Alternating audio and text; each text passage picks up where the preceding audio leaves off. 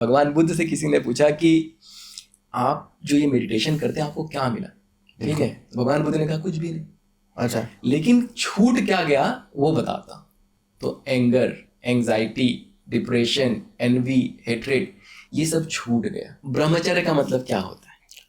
No sex. है ना, एकदम मतलब बना दिया गया कि ब्रह्मचारी मतलब बिल्कुल सेक्स नहीं और एकदम मतलब मरे जा रहे हैं। हनुमान जी से जोड़ दिया उनको कि वो बाल ब्रह्मचारी हैं। महादेव बहुत भोले हैं। अगर आप 5 मिनट उनको देखेंगे ना वो जागृत हो जाएंगे। ऐसा है, सिंपल है, ऐसा कोई जाके तप तपस्या करने की जरूरत नहीं है, बड़ी बात नहीं है, बहुत बिल्कुल नहीं। महादेव भोले, सिर्फ तुमको भोले कहा गया है। एक चीज और बताइएगा मुझे एंड में, आपने 2-3 बार स्वर विज्ञान वर्ड यूज किया है, ये क्या है?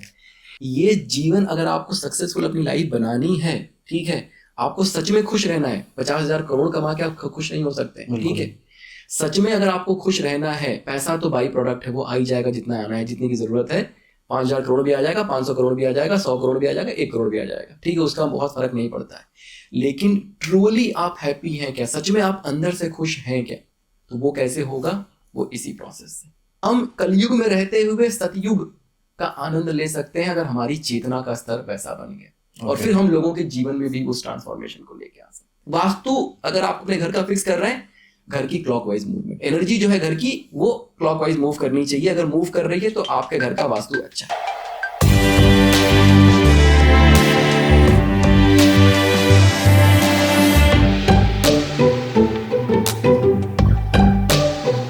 आज का जो पॉडकास्ट है ना, वो बहुत ही एक अलग टॉपिक के ऊपर हम लोग आज ट्राई करने वाले हैं। हम लोगों ने काफ़ी सुना होगा एक वर्ड, हम सब की लाइफ का एक हिस्सा है, बिग बैंग थ्योरी।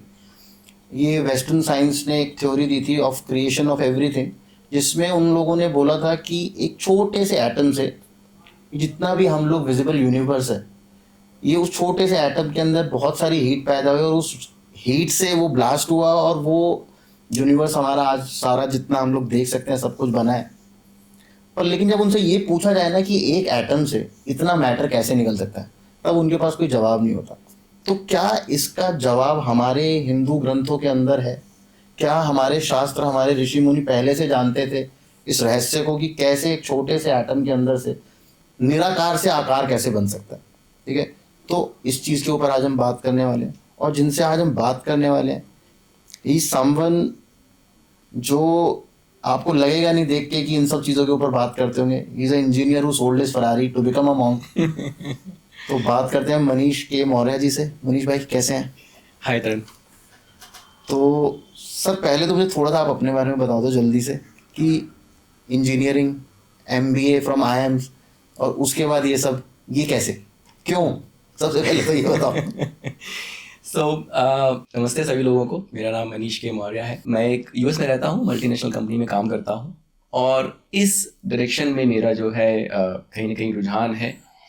तो इवन दो साइंस बैकग्राउंड है, MS किया है, MBA किया है, लेकिन बहुत पहले से इन चीज़ों के बारे में पढ़ता समझता आ रहा हूँ।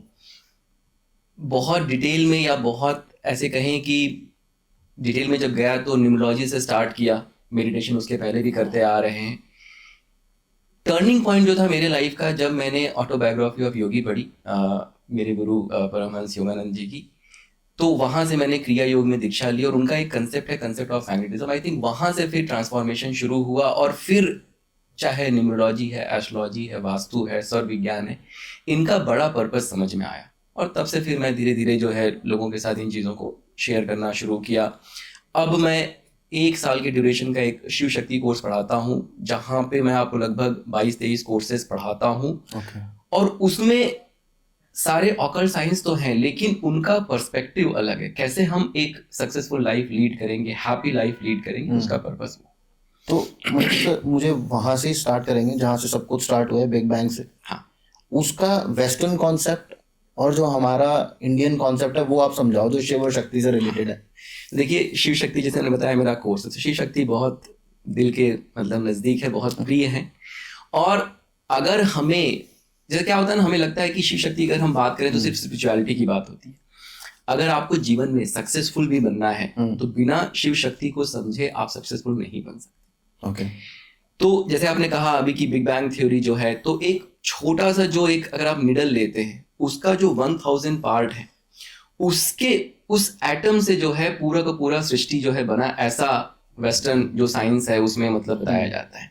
लेकिन उनके पास इस चीज का जवाब नहीं है कि उसने छोटे से एटम में उतना पोटेंशियल आया कहाँ। ठीक, अब हम हजारों साल पीछे जाते हैं और तंत्र में जो है सृष्टि कैसे बनी उसके बारे में बताया गया है। ओके, वहां पे ये कहा गया कि शिव जो थे वो शून्य थे। ठीक, अब देखिए शिव है, उनके अंदर जब वो शून्य होंगे तो वो एक एटम बन सकते हैं, उनके अंदर वो मतलब he is very very powerful. तो वो वाली पॉसिबिलिटी वहां पे कि बिल्कुल जब शून्य, जब आप मेडिटेशन में बैठते हैं और शिव से कनेक्ट होते हैं तो आप शून्य में जाते हैं, तो आपका जो एक्सपेंशन है ना वो पूरा का पूरा सिमट जाता है, और जितना ज्यादा सिमटता जाएगा उतना ज्यादा आपको पीस मिलता चला जाएगा। तो जब शिव शून्य थे, उनके मन में एक इच्छा पैदा हुई, एको हम बहुस्यम, मतलब कि मैं एक हूं, मुझे अनेक बनना है। ठीक, जैसे ही उनके मन में एक इच्छा पैदा हुई, एक एनर्जी जनरेट हुई।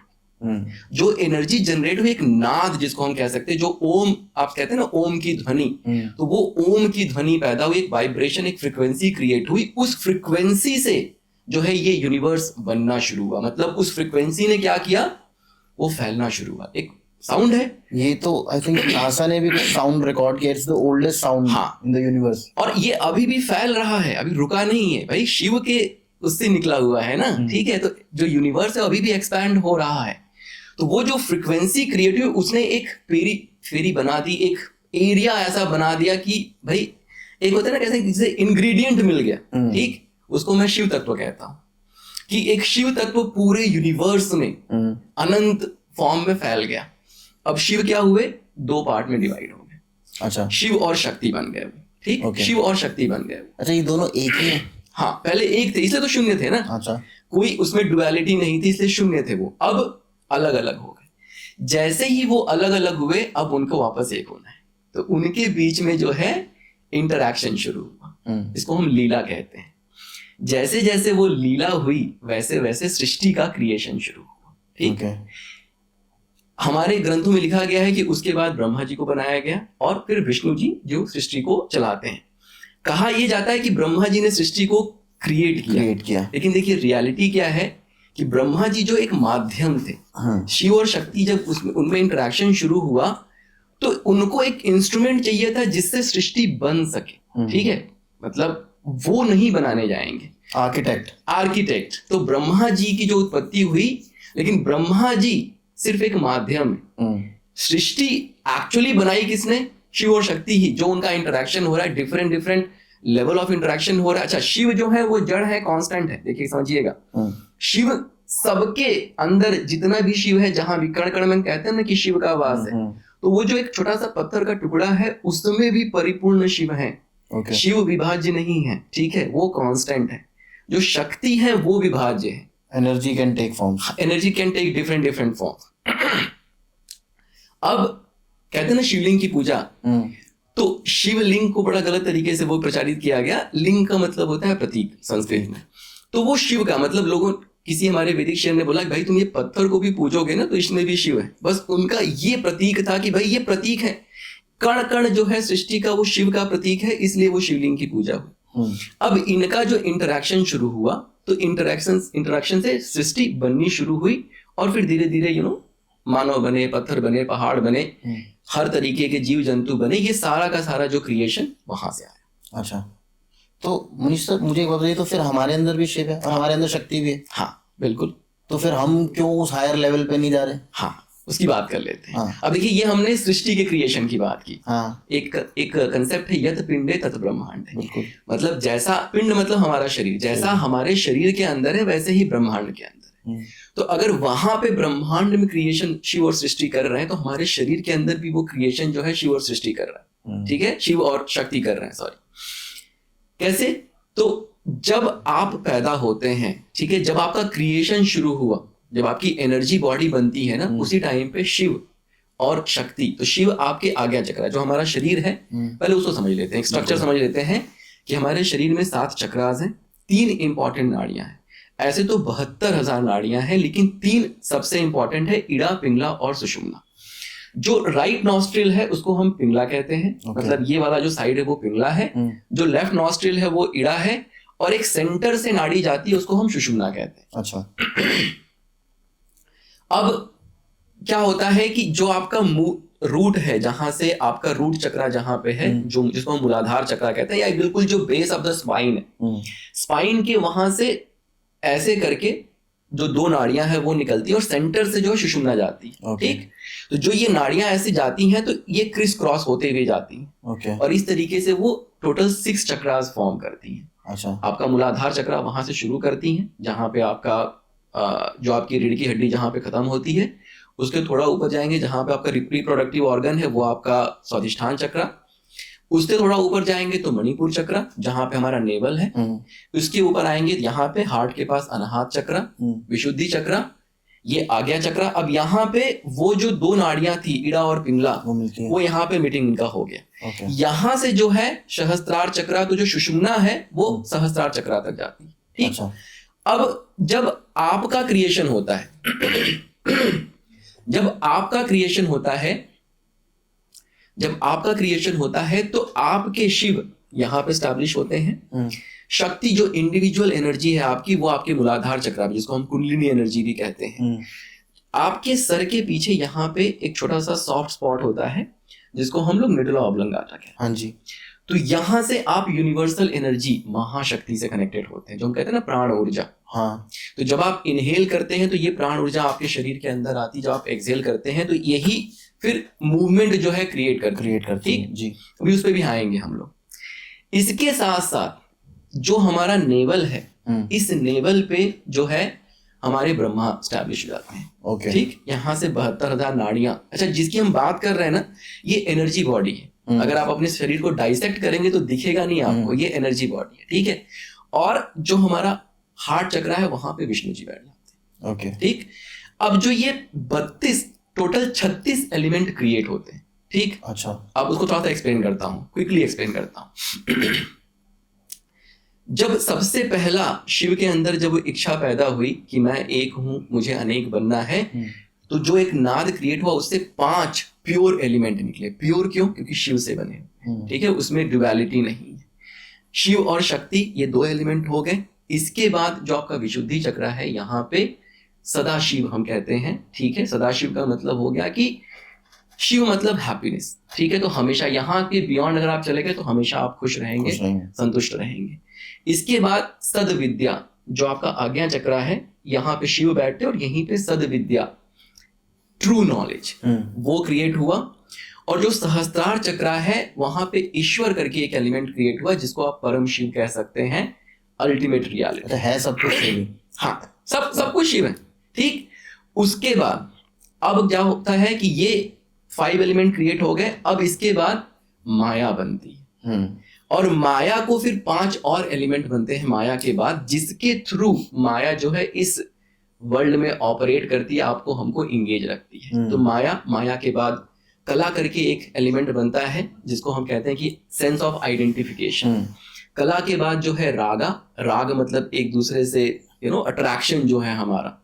उसके बाद रागा के बाद जो है विद्या मतलब लिमिटेड नॉलेज, जो आजकल हम सब लोग कर रहे हैं ना, बीटेक कर रहे हैं। हाँ, ये ठीक है, वो तो और नीचे के सर पे आ गया। अच्छा, ये उससे भी नहीं। हाँ, मतलब जो स्कूल में हम पढ़ रहे हैं वो विद्या है, सद विद्या नहीं। ठीक है, सद विद्या और विद्या 2 चीजें।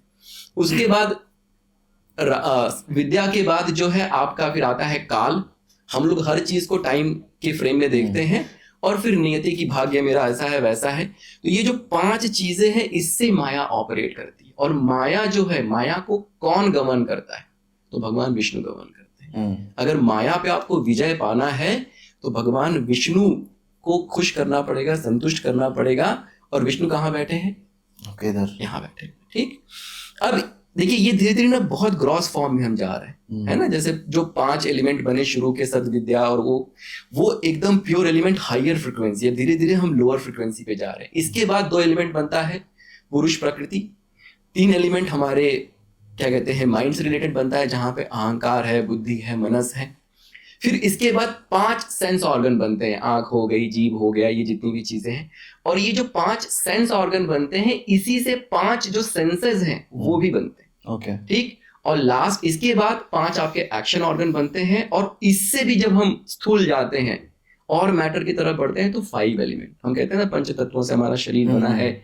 पंच तत्वों से ही सब कुछ गवर्न हो रहा है।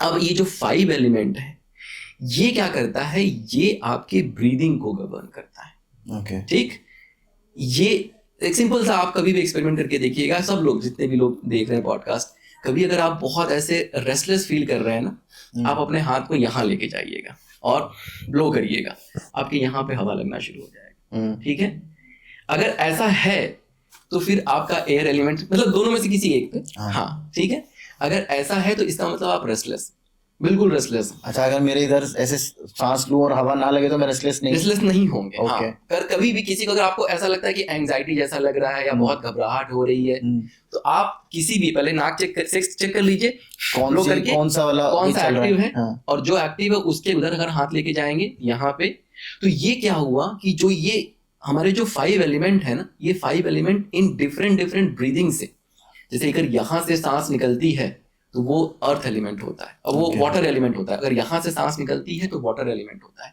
सांस अगर बीच से निकलती है तो अर्थ एलिमेंट होता है। ऊपर से निकलती है तो फायर एलिमेंट है। अच्छा। यहाँ से निकलती है तो एयर एलिमेंट है। तो ये जो 5 एलिमेंट हमारे शरीर में बनते हैं, तो ये हमारे ब्रीदिंग को गवर्न करते हैं, और ये फिर आपकी प्रकृति डिसाइड करती है कि आप कैसे हैं, एग्रेसिव हैं, अच्छा, आप शांत स्वभाव के हैं। अच्छा, और प्रकृति क्या, जो त्रिगुण हमारे हैं, सत्व, रजस और तमस। ठीक, अगर आपके अंदर एयर और फायर ज्यादा, जो मैंने भी एक्सप्लेन किया, तो फिर आप रजस प्रकृति के। ओके। अगर आपके अंदर सत्व है, अगर आपके अंदर अर्थ एलिमेंट चला, अर्थ मतलब काम है, कंपोज है, आराम से बात कर रहे हैं, ठीक है, मेडिटेशन में गए तो और डीप चले गए, ये सत्व है। ठीक है, सतत प्रवाह की अवस्था है।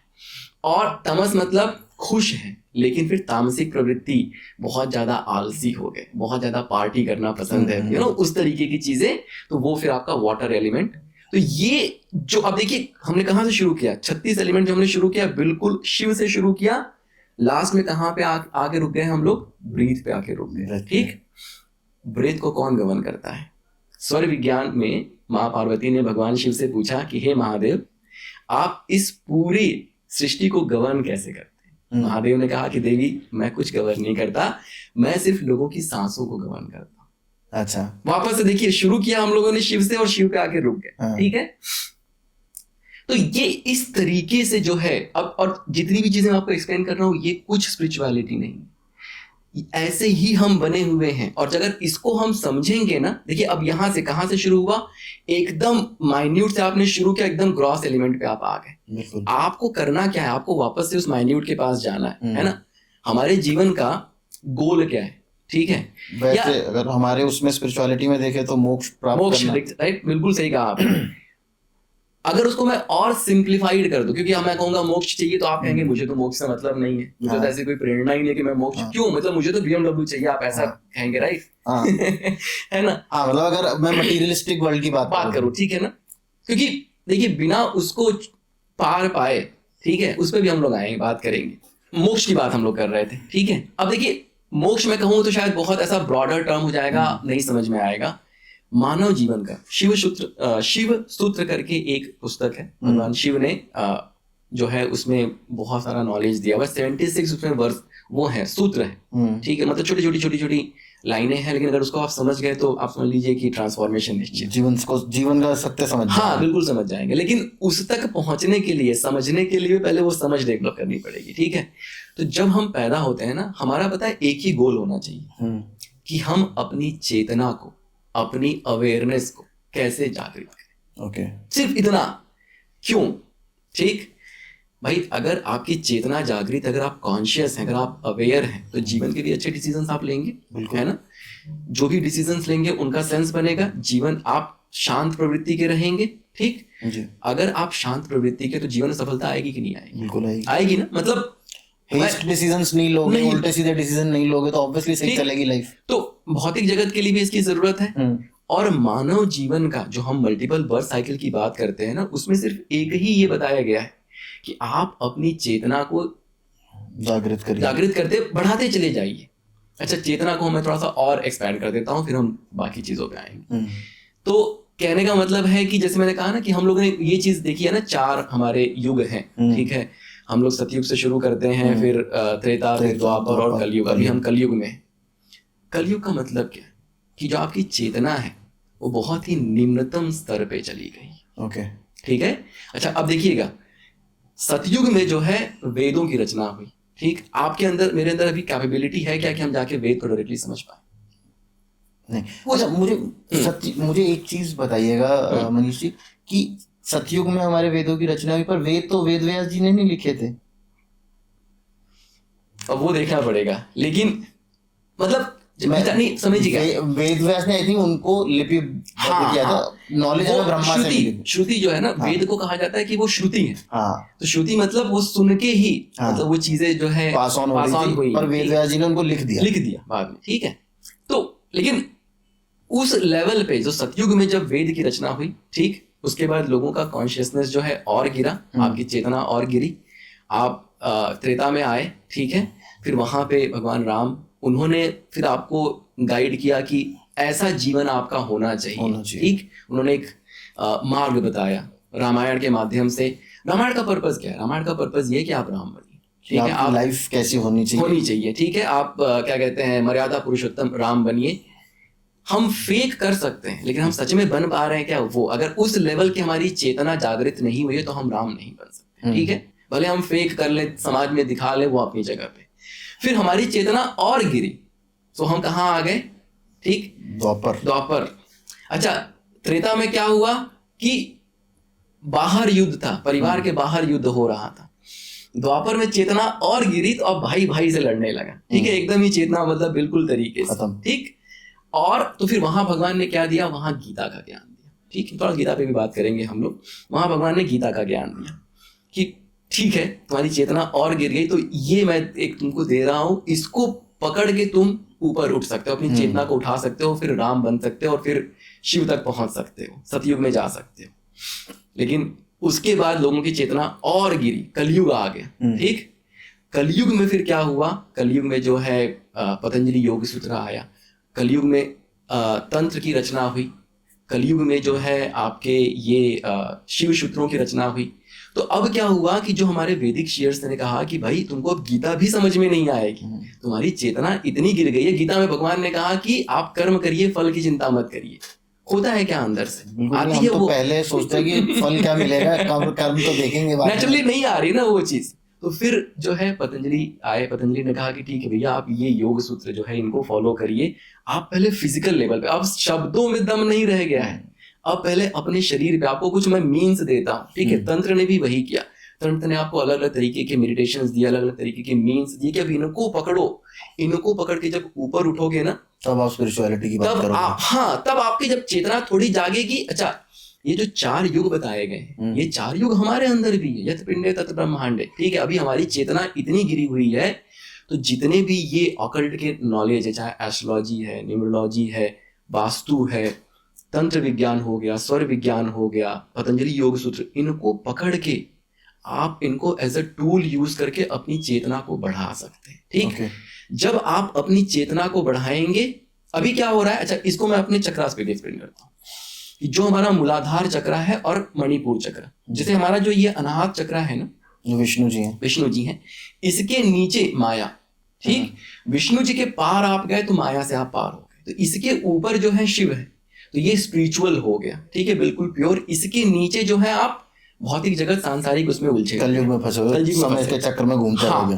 तो अब क्या है कि जो कलयुग है वो, उसमें आप किसमें ऑपरेट कर रहे हैं? जो आपके 3 नीचे के चक्र है, मूलाधार, स्वादिष्ठान और मणिपुर, आप उसमें ही ऑपरेट कर रहे हैं। अब अगर आपको जो ये चीजें बताई गई, इन चीजों को अगर पकड़ेंगे आप, तब आप कहीं धीरे धीरे मणिपुर से ऊपर उठना शुरू करेंगे। ठीक है, अच्छा, जब आप वहां तक पहुंचेंगे, तब उसके बाद गीता आती है। फिर भगवान कृष्ण आते हैं, कहते हैं कि अब तुम्हें ये ज्ञान समझ में आने लगेगा। ठीक, तो अब आप मणिपुर से उठ के, तो जो ये मणिपुर तक है ये कलयुग है, मणिपुर से जो अनाहत चक्र की जर्नी है वो त्रेता युग, वो द्वापर युग है। ठीक, वहां पे भगवान कृष्ण ने आपको ऊपर उठाया गीता के माध्यम से। अब गीता की बातें आपको समझ में आने लगी। ठीक है, गीता में भगवान ने कहा, भगवान ने एक ही, चर्चा देखिएगा, ये भी समझिएगा कि भगवान राम और भगवान कृष्ण ने ही गीता क्यों दी। ठीक है, या राम जी के ऊपर ही रामायण क्यों लिखी गई? क्योंकि उनका काम है संसार को चलाना।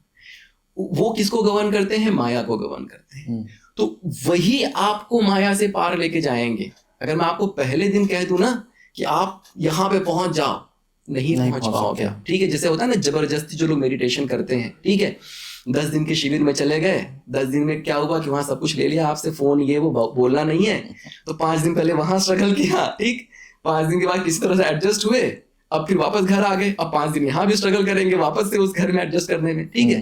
तो वो जबरदस्ती हो गया। जब तक गीता में भगवान ने क्या कहा है, गीता में भगवान ने अर्जुन को युद्ध करने के लिए कहा, ठीक। अच्छा, मैं जब मतलब यंग तो मैं अभी भी हूँ, जब मैं और यंग था, ठीक है, तो उस समय मैं ये सोचता था कि यार भगवान ने युद्ध करने को कहा, ये क्या सही है क्या, ठीक है, भाई से भाई को लड़वाया। मन में क्वेश्चन आता है ना कि ये रक्तपात हुआ, इतनी सारी चीजें हुई, भगवान चाहते तो उसको रोक सकते थे, बिल्कुल। लेकिन भगवान ने क्या किया, भगवान कृष्ण ने हमें मार्ग बताया, ठीक है, कि कैसे हम माया से पार जाएंगे। तो प्रवृत्ति करके एक चीज होती है कि आपका ट्रू नेचर क्या है, ठीक। अर्जुन युद्ध करने से क्यों मना कर रहा था, क्योंकि उसके भाई बंधु खड़े थे इसलिए वो मना कर रहा था, अपनी प्रवृत्ति से हट रहा था। अगर कोई दूसरा होता उसकी जगह पे तो मारने में 1 मिनट नहीं सोचता, तो वो क्षत्रिय था, उसकी प्रवृत्ति युद्ध करने की। तो अगर वो युद्ध से विमुख होगा, अपनी प्रवृत्ति से विमुख होगा, तो उसको मोक्ष नहीं मिलने वाला, अपने धर्म से हटके काम करेगा। हाँ, नहीं, फिर वो जो उसकी प्रवृत्ति है, जो उसका ट्रू नेचर है ना भाई, अगर आप सच में टेक्निकल, आपके अंदर नॉलेज है, आपके अंदर वो कैपेबिलिटी, तो आप इंजीनियर बनो, बहुत अच्छे इंजीनियर बनोगे। नहीं तो फिर हर साल जो है 5 लाख इंजीनियर निकल रहे हैं, देखा देखी क्या हो रहा है, वो फिर बहुत स्ट्रगल कर रहे हैं जीवन में। हर सचिन तेंदुलकर अगर क्रिकेट नहीं खेलते, वो उनकी प्रवृत्ति थी, उनका ट्रू नेचर था। उनके माँ बाप बोलते नहीं नहीं तुम भी इंजीनियर बनो, तो सचिन नहीं बन पाते, बहुत ही 2म दर्जे के इंजीनियर बन जाते, राइट। तो भगवान ने गीता में यही कहा कि जो तुम्हारा ट्रू नेचर है, जब तक तुम उसको नहीं पकड़ोगे तब तक तुम माया से पार नहीं पड़ोगे, ठीक है। तो उन्होंने इतना ही समझाया गीता में, उसका उन्होंने फिर 4 अलग अलग मार्ग बताए, भाई तुम कर्म योग करो, चाहे भक्ति योग करो, ध्यान योग करो, ठीक है, वो अलग अलग मार्ग उन्होंने बताए, ठीक। तो अब भगवान ने क्या किया, यहां से उठा के हमें उन्होंने कहा कि तुम कृष्ण बनो। तो अब आप अनाहत चक्र तक पहुंच गए, आप कृष्ण बने, ठीक है, आपके अंदर वो कुशलता आ गई, आपके अंदर वो समझ आ गई, माया को आप समझने लगे। इसके बाद फिर जो है त्रेता युग आया। त्रेता युग में जो है भगवान राम, उन्होंने बोला कि अब तुम मर्यादा पुरुषोत्तम राम बन सकते हो। तो यहाँ अनाहत चक्र से विशुद्धि चक्र का जो सफर है, वहां पे तुम अब नेचुरली तुम्हारे अंदर वो वाली बात आ गई है जहां पे तुम्हारे अंदर छल कपट ये वो सब खत्म हो रहा है, तुम सच में मर्यादा पुरुषोत्तम बन रहे हो, ठीक। अब यहाँ के बाद आप आगे सदाशिव के ऊपर, ठीक। तो जब तक आप भगवान कृष्ण की या जब तक उनकी कृपा नहीं होगी, तब तक जब तक भगवान विष्णु की कृपा नहीं होगी, आप माया के पार नहीं जा सकते। जब माया के पार आप चले गए, तब अब यहाँ पे सदाशिव, अब खुशी ही खुशी, हैप्पीनेस ही हैप्पीनेस। इसके बाद क्या होता है, यहाँ पे आप गए, अब यहाँ पे शिव बैठे हुए, ठीक। तो ये इस तरीके की जर्नी है। और ये यहाँ पे भी जो है ना, अभी भी ड्युअलिटी। क्यों, क्या होता है कि जब आप इनहेल करते हैं, सांस लेते हैं, तो यहां से प्राण ऊर्जा अंदर आ रही है, वो प्राण ऊर्जा आपके अंदर जाती है, पंचवायु करके कंसेप्ट होता है।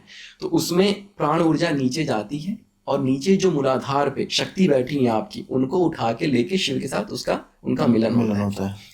ये जो मिलन हो रहा है, अभी भी ये जो हमने 3 नाड़ियां बताई, अभी भी ये इड़ा और पिंगला से ही हो रहा है। तो अभी भी ड्युअलिटी, ठीक है, अभी भी ड्युअलिटी है। तो मतलब, लेकिन अगर इतनी घटना घटी, तो इतनी घटना में आप भौतिक जगत में बहुत सक्सेसफुल रहेंगे, प्लस आपके अंदर धीरे धीरे जो वो अंडरस्टैंडिंग है, चीजों को छोड़ना, लोगों से हेट नहीं करना, ईर्ष्या नहीं करना, ये सब चीजें हट जाएंगी। ये यूनियन इसको हम कहते हैं। यूनियन मतलब क्या, योग।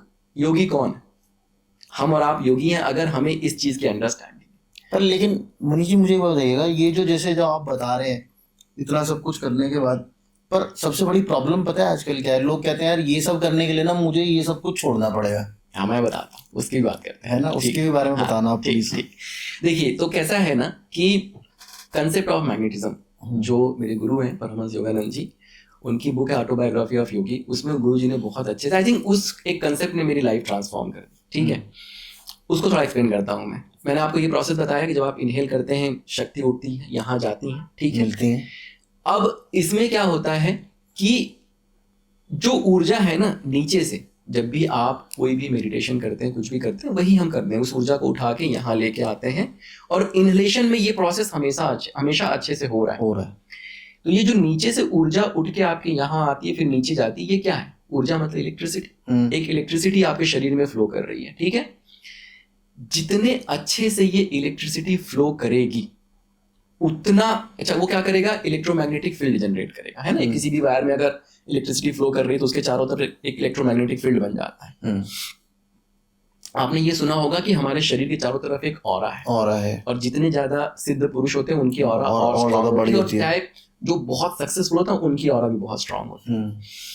ये जो इलेक्ट्रिसिटी फ्लो कर रही है ना, ठीक है, ये इलेक्ट्रिसिटी अगर अच्छे से फ्लो कर रही है तो आपका इलेक्ट्रोमैग्नेटिक फील्ड बहुत बड़ा बन रहा है और ओवरऑल आपका ऑरा बहुत बड़ा हो जाएगा। ऑरा मतलब क्या? फ्रीक्वेंसी है, एक तरह की एनर्जी है। बिल्कुल। अगर आपका ऑरा स्ट्रांग है तो आप एक हायर फ्रीक्वेंसी पे वाइब्रेट कर रहे हैं। ओके। जीवन में जितनी भी अच्छी चीजें हैं, चाहे वो BMW कार है, चाहे हायर फ्रीक्वेंसी पे मिलती है ना, लॉ ऑफ अट्रैक्शन यही कहता है, ठीक है। तो जब इस प्रोसेस को, जब मैं बहुत पहले, जब थोड़ी सी समझ कम थी, मैं कह सकता हूँ, अभी बहुत नहीं बढ़ी है, हमारा जो वैदिक विजडम है बहुत अनंत है। मुझे लगता है कि कई जन्म भी लिया तब भी आप सरफेस ही स्क्रैच करेंगे, मुझे ऐसा लगता है। तो मुझे लगता था कि दो रास्ते मतलब एक रास्ता ये है कि भैया हार्डवर्क करो, मेहनत करो, ताकि भौतिक जगत में सफल हो, थोड़ा समय निकालो ताकि आपकी पूजा पाठ के लिए, पूजा पाठ भी कह दीजिए, मेडिटेशन कह दीजिए, ताकि आप उस डायरेक्शन में भी आगे बढ़ सकें, ठीक है। बहुत ही गलत तरीके से इसको, और यही चला आ रहा है समाज में, है ना। हाँ बिल्कुल। धीरे धीरे मुझे ये रियलाइज हुआ कि ये दो रास्ते नहीं है, ये एक ही रास्ता है। अगर मैं अपने मेडिटेशन में बैठता हूँ, अगर मैं आधा घंटा मेडिटेशन, अगर मैं 5 मिनट बैठता हूँ ना मेडिटेशन में, तो मैं अपने फिजिकल लाइफ में भी उसके चमत्कार देखता हूँ। जो ये घटना घट रही है, ये घटना जब हम मेडिटेशन में बैठते हैं, जब आप अपने शिव को फोकस करते हैं, मैं आपको मेडिटेशन की एक प्रोसेस बताऊंगा, जब आप अपने शिव पे फोकस करते हैं तो आपके शिव जागृत होते हैं, ठीक है। शिव जब जागृत होते हैं, क्या हमारा गोल क्या है कि जो ऊर्जा है ना वो ऊपर उठ के अच्छे से आए, और ये जो शिव और शक्ति की लीला, देखिए जब आपके शिव जागृत होते हैं, ठीक, तो क्या होगा, ऊर्जा नीचे से उठ के ऊपर आएगी, क्योंकि ये पॉजिटिव पोल है, ठीक। जैसे जैसे ये एक्सपैंड होंगे, अगर आप अवेयर हो जाइए, सिर्फ अपने आंख बंद करिए, यहाँ पे आप फोकस करिए, आपका सारा का सारा एनर्जी यहाँ पे गया, है ना। तो जैसे ही आप अवेयर हुए, फोकस किया, शिव क्या है, महादेव बहुत भोले हैं। अगर आप 5 मिनट उनको देखेंगे ना, वो जागृत हो जाएंगे। ऐसा है, सिंपल है, ऐसा कोई जाके तब तपस्या करने की जरूरत नहीं है, बड़ी बात नहीं है, बहुत बिल्कुल नहीं। महादेव भोले, इसलिए तुमको भोले कहा गया है, ठीक है। तो जैसे ही आपने किया ये पॉजिटिव पोल, पीछे जो है आपकी नेगेटिव पोल, जब पॉजिटिव पोल एक्सपैंड होगा तो शक्ति को तो बढ़ना पड़ेगा ना, शक्ति को आना पड़ेगा। शक्ति के पास, शक्ति तो वेट कर रही है कि शिव कब जागृत हो और कब मैं आऊं, क्योंकि उनको तो वो यूनियन करना है। और जैसे ही वो नीचे जाती है, वहां की शक्ति को उठा के लेके आती है, वहां पे वो जो यूनियन है, वो लीला दो ही है वो। अच्छा, वो तो इसका ही फॉर्म है, इसका ही फॉर्म है, सेम ही है ना वो। तो जब ये शिव से मिलती है तो वो लीला जब होता है, तो लीला ने क्या किया, सृष्टि क्रिएट किया। तो जितनी अच्छी लीला हमारे शरीर के अंदर होगी, उतना अच्छा जीवन हमारा होगा, ठीक। खुद ही क्रिएट करेंगे हम, खुद ही क्रिएट कर रहे हैं ना आप, आपका मैग्नेटिज्म बढ़ता चला गया। जब आपके चक्रास ब्लॉक हैं, अब आप जो है प्रॉपर तरीके से ब्रीद नहीं कर रहे, या जो भी आपके शिव जो है, जैसे हम देखिए जीवन में क्या करते हैं, जीवन में हम बहुत मेहनत करते हैं, हम कोशिश करते हैं कि हम बहुत मेहनत करें, हमें ये मिल जाए, हमें वो मिल जाए। हम क्या कर रहे हैं, सिर्फ और सिर्फ शक्ति को बुला रहे हैं, क्योंकि शक्ति आएंगी तभी चीजें मिलेंगी। और शिव को हम जागृत नहीं कर रहे। शक्ति, अच्छा शक्ति थोड़ी बहुत आ भी जाएंगे उससे, लेकिन वो लिमिटेड है, और इसीलिए फिर हमारा ग्रोथ जो है लिमिटेड होता है, और हम बहुत ज्यादा, हमारे अंदर वियर एंड टीयर आता है। और अगर आप शिव को जागृत कर लो तो शक्ति आपके पीछे भागेगी, आप ही आएंगी ना। तो जब शक्ति आएंगी तो अबंडेंस तो अपने आप ही आना है, राइट। तो जब ये लीला हो रही है, तो जितनी अच्छी ये लीला, जितना अच्छा ये इंटरेक्शन होगा, उतनी अच्छी सृष्टि हमारे लिए क्रिएट होगी। हम क्या करते हैं, हम सिर्फ और सिर्फ शिव फोकस नहीं किया, सिर्फ शक्ति पे फोकस कर रहे हैं। अब शिव जागृत नहीं हो रहा, शक्ति आ ही नहीं रही। जब शक्ति यूनिवर्स से नहीं आएंगी तो जो हमारी डोरमेंट शक्ति बैठी हुई है, उनको ऊपर उठने का मौका नहीं मिल रहा है। अब इनके बीच में क्या हुआ, शिव और शक्ति के बीच में बहुत डिफरेंस है ना, मतलब बिल्कुल जितनी मैक्सिमम दूरी हो सकती है उतनी दूरी है। इतनी दूरी जब रहेगी तो उनका इंटरेक्शन कैसा है, अच्छा इंटरेक्शन नहीं है। तो कैसी सृष्टि क्रिएट होगी आपके लिए? बहुत ज्यादा अच्छी नहीं होगी। अच्छी तो नहीं होगी, खराब ही होगी ना, तभी तो आपके जीवन में फिर बाकी के रोग विकार व्याधियां और बाकी की चीजें आती हैं। ठीक है, तो ये जो प्रोसेस है ना, ये प्रोसेस का होना बहुत जरूरी है। अगर ये प्रोसेस आपके जीवन में हो, और देखिए क्या हुआ जब आप मेडिटेशन में बैठते हैं, जब आप शिव को जागृत करते हैं, ठीक, तो वो जो कंसेप्ट ऑफ मैग्नेटिज्म मैंने बताया, जो वो मैग्नेटिज्म की घटना है, जो वो लीला की घटना है, वो घटित होनी शुरू होती है। और जब वो घटित होनी शुरू होगी, जीवन में चमत्कार होना। शिव आ गए ना, शिव जागृत हो गए, महादेव अगर जीवन में आ गए तो चमत्कार होगा कि नहीं होगा? बिल्कुल होगा, होगा ही होगा। पर लेकिन तो क्या सर, ये जितने भी फेमस लोग हैं, क्या ये सब लोग मेडिटेशन करते हैं? जैसे टेस्ला के जो ओनर है, क्या वो मेडिटेशन करते हैं? आई डोंट थिंक कि ही मेडिटेट्स। ठीक है, ठीक है। देखिए कैसा है, कोई मेडिटेशन करे या कोई ना करे, उससे फर्क नहीं पड़ता है। ठीक है, आपके अंदर वो वाला प्रोसेस, वो प्रक्रिया हो रही है या नहीं हो रही है। अच्छा, ठीक है, जैसे मैं कहता हूं कि सांस नाभि से चलनी चाहिए। ठीक, सांस नाभि से चलने, तो यहाँ से चला रहे हैं। एग्जैक्टली। तो सांस नाभि से चलने का मतलब क्या है? कि आप कितनी ज्यादा एनर्जी अब्सॉर्ब कर रहे हैं। अच्छा, ठीक, क्या होता है कि जब ये जो शक्ति है हमारी, इन शक्ति को ऑल द वे नीचे जाना है, तभी वो जो डॉर्मेंट, अब देखिए मान लीजिए कि हम मेडिटेशन नहीं करते हैं, day to day process, day to day life की बात करते हैं, जैसे टेस्ला की आपने एलन मस्क की बात कर ली, ठीक है, उनको नहीं पता होगा। ठीक, लेकिन क्या होता है, अननोइंगली कर रहा हूँ। ठीक है, मान लीजिए वो नाभि से सांस ना भी ले रहे हो, लेकिन उनकी जो शक्ति है ना, वो शक्ति नीचे जा रही है, वहां से जो उनकी इंडिविजुअल शक्ति है उनको ऊपर उठा के शिव के साथ मिला रहे हैं। उनका मैग्नेटिज्म स्ट्रांग है। ठीक है, वो ही इज नॉट स्ट्रगलिंग। उनके पास ऐसा नहीं है कि वो सोच सोच के बोल रहे हैं, परेशान है। उसका जो मन आता है वो करता है, वो सक्सेसफुल है ना। Why he is successful? Because उनके जीवन में जो ये लीला है, देखिए क्रिएशन बिना इस लीला की घटना से क्रिएशन नहीं होने वाला है। बिल्कुल।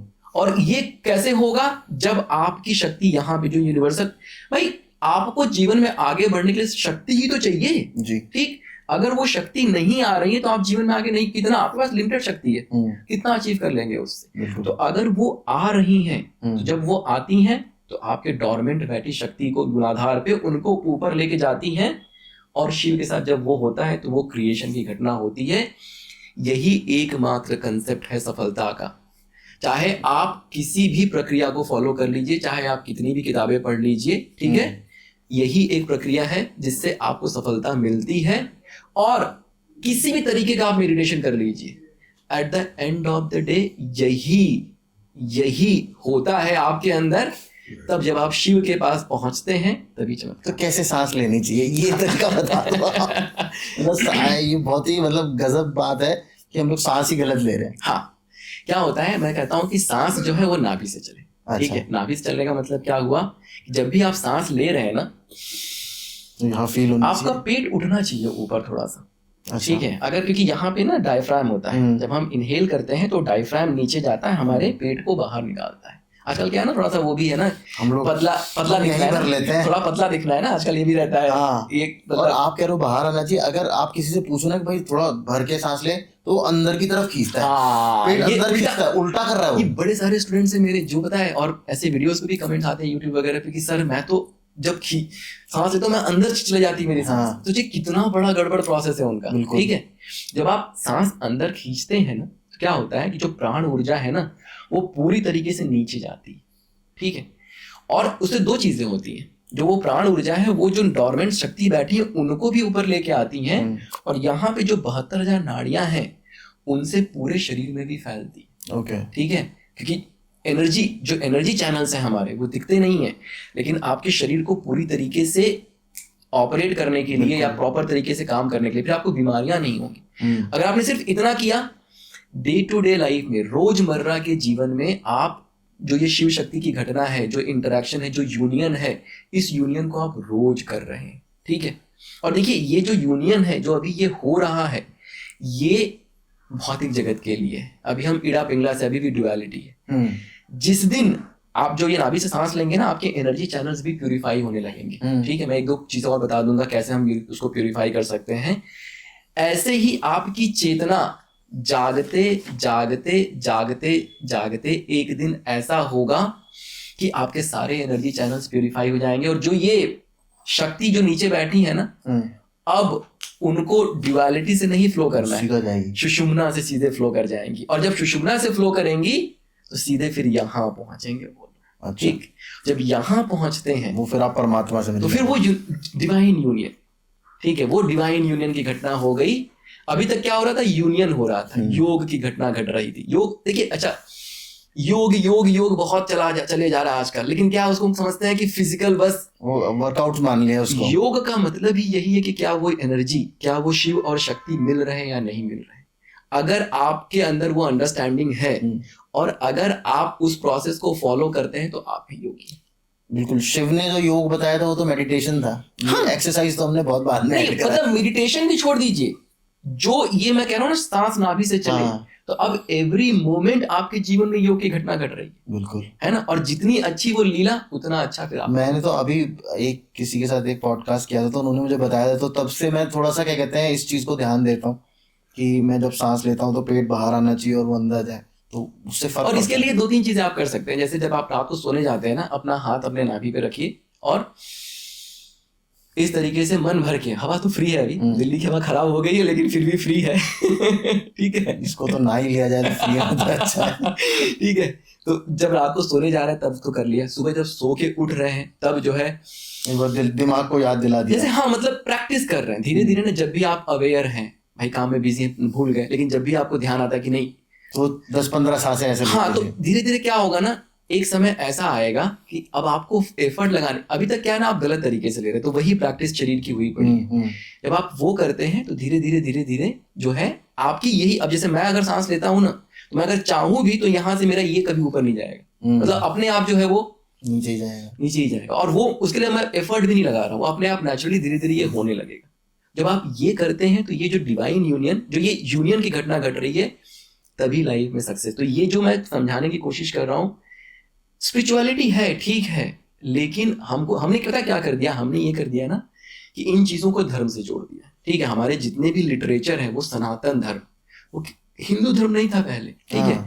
सनातन धर्म मतलब मानव जाति के लिए। सनातन को भी मैं धर्म नहीं मानता। हाँ, धर्म मतलब धर्म शब्द निकाल दीजिए, सही बात है। मतलब ऐसे लिटरेचर लिखे गए हैं कि भाई आप अपनी चेतना को कैसे जागृत करेंगे, और इस चेतना को, जैसे राजा जनक थे, राजा जनक अष्टवक्र करके एक बहुत अच्छे संत हुए द्वापर युग में, त्रेता युग में, तो उन्होंने अष्टवक्र गीता करके एक पुस्तक लिखी, जहाँ पे वो लिखा गया था कि सॉन्ग ऑफ सेल्फ रियलाइजेशन, कि उसको पढ़ के आप सेल्फ रियलाइज बन सकते हैं, लेकिन उतनी समझ डेवलप करनी पड़ेगी। तो राजा जनक के दरबार में वो गए थे, वहां से उनको, मतलब राजा जनक ने उनको देखा कि इनके पास बहुत अच्छी अंडरस्टैंडिंग है, तो उन्होंने क्या किया, उन्होंने राजा जनक ने उनको बोला कि आप मुझे जो है आप सिखाइए, शिक्षा दीजिए, और मुझे आप सिखाइए, मुझे सेल्फ रियलाइज बनना है। फिर राजा जनक सेल्फ रियलाइज हुए, लेकिन उसके बाद भी उन्होंने अपना राजकाज नहीं छोड़ा, वो उनका कर्म था, उन्होंने उसको अच्छे से किया। ठीक, अब मैं उस पे आता हूँ कि इसका सिग्निफिकेंस क्या है हमारे लिए। देखिए, हमारे यहाँ 4 वो बनाए गए ना, वर्ण बनाए गए हैं कि ब्रह्मचर्य, आस्त्र, फिर उसके बाद गृहस्थ, फिर वानप्रस्थ, फिर संन्यास।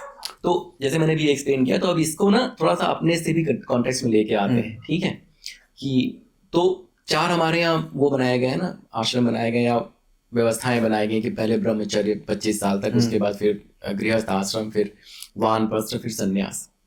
अब हम लोग क्या समझते हैं कि ब्रह्मचर्य का मतलब क्या होता है? नो सेक्स है ना, एकदम मतलब बना दिया गया कि ब्रह्मचारी मतलब बिल्कुल सेक्स नहीं, और एकदम मतलब मरे जा रहे हैं। हनुमान जी से जोड़ दिया उनको कि वो बाल ब्रह्मचारी हैं। देखिए, ब्रह्मचारी तो थोड़ा सा वो करते हैं, एक्सप्लेन करते हैं, थोड़ा इसको वर्ड को तोड़ते हैं। ब्रह्मा और चरना, ये 2 वर्ड से ब्रह्मचर्य बना हुआ है ना, ब्रह्मा और चर्या। तो जो ब्रह्मा है ना, ब्रह्मा, हम ब्रह्मा जी की बात नहीं कर रहे, ब्रह्मा जो है ब्राह्मण से आया हुआ है, ये भी परम शिव की, अद्वैत वेदांत में जो है परम शिव को ब्राह्मण कहा गया है। और ब्राह्मण मतलब ब्राह्मण नहीं, ब्राह्मण मतलब ब्रह्मा मतलब परम शिव, और चर्या मतलब कि उस बात को फॉलो करना या सर्च करना, मतलब उसका एग्जैक्ट मीनिंग सर्च नहीं है, लेकिन हम कह सकते हैं कि सर्च करना। तो जो भी व्यक्ति उस नॉलेज को एक्वायर कर रहा है कि मैं परम शिव को कैसे प्राप्त करूंगा, सदाशिव, ठीक, सद्विद्या जो मैंने बताया था आपसे कि जो ट्रू नॉलेज है, तो जो ये 0 से 25 साल हमारा है, मतलब ये जो शुरू के 25 साल है करने का, तो ये वो ट्रू नॉलेज प्राप्त करने का है। ठीक है, ये पढ़ाई लिखाई नहीं, पढ़ाई लिखाई भी मतलब आपको अस्त्र शस्त्र सबकी शिक्षा मिल रही है, लेकिन उसके साथ ब्रह्मा कौन है, परम शिव कौन है, क्योंकि बिना उसको समझे आप जीवन में सक्सेसफुल नहीं हो सकते। तो इसका सेक्स से कोई लेना देना नहीं, कोई लेना देना। वो कहने का मतलब है कि आप जब उस डायरेक्शन में जाते हैं, आपका मन सेक्स से हट जाए, वो एक अलग तरीके की प्रक्रिया है। ओके। लेकिन ये नहीं है कि आप सेक्स बिल्कुल आपने वो कर लिया, सेलिबेसी कर ली, और अब आप कहें कि मैं ब्रह्मचारी हूं, तो नहीं भाई, तुमको ब्रह्मा की समझ है क्या, तुमको परम शिव की समझ है क्या, तुमको वो ट्रू नॉलेज, सद विद्या तुमको मिला क्या? अगर तुमको वो समझ है तो तुम ब्रह्मचारी हो, तुमने चरा है, तुमने खोजा है, नहीं तो फिर वो जबरदस्ती वाली चीज है। ठीक, अब क्या होता है, देखिए अब यहाँ पे 25 सालों में आपको ब्रह्मा की अंडरस्टैंडिंग हो गई, आपके अंदर स्किल डेवलप हो गया, अब आप गृहस्थ आश्रम में जाते हैं। जब आप गृहस्थ आश्रम में जाते हैं तो अपने गृहस्थ आश्रम में आप खुश भी हैं, ठीक, और आपकी जो वो जर्नी है ना, चेतना को और जगाने की, और जगाने की, वो चलती जा रही है। वो शुरू से चलती, हमारे यहाँ भी क्या होता है कि 50-60 साल तक जो है करने के बाद हम शुरू करेंगे, 50-60 साल तक जो है करके उसके बाद जो है हम उधर बैठेंगे। ठीक है, अच्छा क्या हुआ, ये 60 साल में सक्सेसफुल बहुत ज्यादा हुए नहीं, ठीक है, तो यहाँ भी कसक रह गई। अब क्या हुआ, जबरदस्ती, अब क्या हो रहा है ना, अब 60 साल अब प्रभु में मिलने की वो है नहीं, वो भी जबरदस्ती हो रहा है, क्योंकि यहाँ पे बात बनी नहीं, तो अब क्या करें, चलो यार अब वही बात बना लेते हैं। अच्छा, वहां भी बात क्यों नहीं बनती है, क्योंकि माया से ऊपर आप अभी भी नहीं उठे हैं। आप समझ रहे हैं ना, जो भगवान विष्णु ने जो ज्ञान दिया उससे ऊपर उठ पाए क्या आप? कर्म करो फल की, वहां भी जब आप हाथ जोड़ रहे हैं तो आपको फल चाहिए कि मुझे मोक्ष मिले। बिल्कुल ठीक, तो ये जो हम लोगों ने क्या किया, जैसे अभी आज सोसाइटी किस डायरेक्शन में जा रही, हम भी 25 साल 30 साल तक पढ़ाई करते हैं, लेकिन उसमें वो जो ट्रू नॉलेज वाला कंपोनेंट है ना, वो मिस हो गया। देखिए हमारे पास गोल्ड है, ठीक है, और उसको सिर्फ धर्म से जोड़ के हम लोगों ने कितना उसको दूर कर दिया। ये तो फिर जो वेस्टर्न इन्फ्लुएंसेस आए ना हमारे ऊपर, वेस्टर्न या मिडिल ईस्टर्न इन्फ्लुएंसेस जो है, जिन्होंने हमारे धर्म को एक तरीके से, धर्म मैं नहीं बोलूंगा, हमारी जो नॉलेज थी उसको एक तरीके से बिल्कुल तबाह और बर्बाद कर दिया। बर्बाद।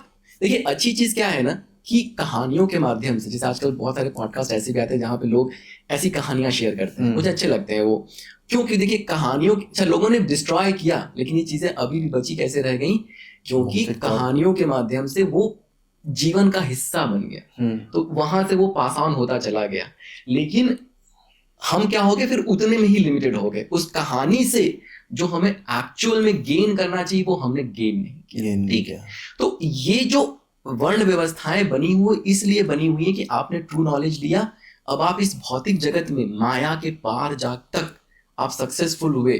अब जब आप मेडिटेशन में बैठते हो, अब आपके अंदर कोई इच्छा नहीं बची, क्यों? क्योंकि जो करना था यहाँ आपने कर लिया। अब आप जो है वानप्रस्थ होइए और फिर संन्यास लीजिए, कोई दिक्कत की बात नहीं है। लेकिन क्या होता है, अभी आप 50-60 साल के हैं, ठीक है, परिवार में बहुत मन लगा नहीं, ठीक है, वहां कुछ ज्यादा कर पाए नहीं, नॉर्मल चीजें होती हैं, फिर आप किसी आश्रम में चले गए। अच्छा हुआ क्या, उस चक्कर में अब वहां गए, वहां भी मन थोड़ी लग रहा है, बिल्कुल मन तो वहां भी नहीं लग रहा है, मन तो वहीं अटका हुआ है। भाई भगवान बुद्ध ने अपना परिवार छोड़ दिया, राजपाट छोड़ दिया, क्योंकि वो उस चेतना के उस स्तर पे चले गए थे कि अगर वो रह भी जाते ना तो परिवार के किसी काम के नहीं थे, वो राजपाट के किसी काम के नहीं थे, वो तो उनका जाना सही था। क्योंकि मुझे ना पता, ये भी मेरे मन में चलता रहता था कि स्वामी विवेकानंद जी ने घर छोड़ दिया, परिवार को छोड़ दिया, ये क्या सही था क्या?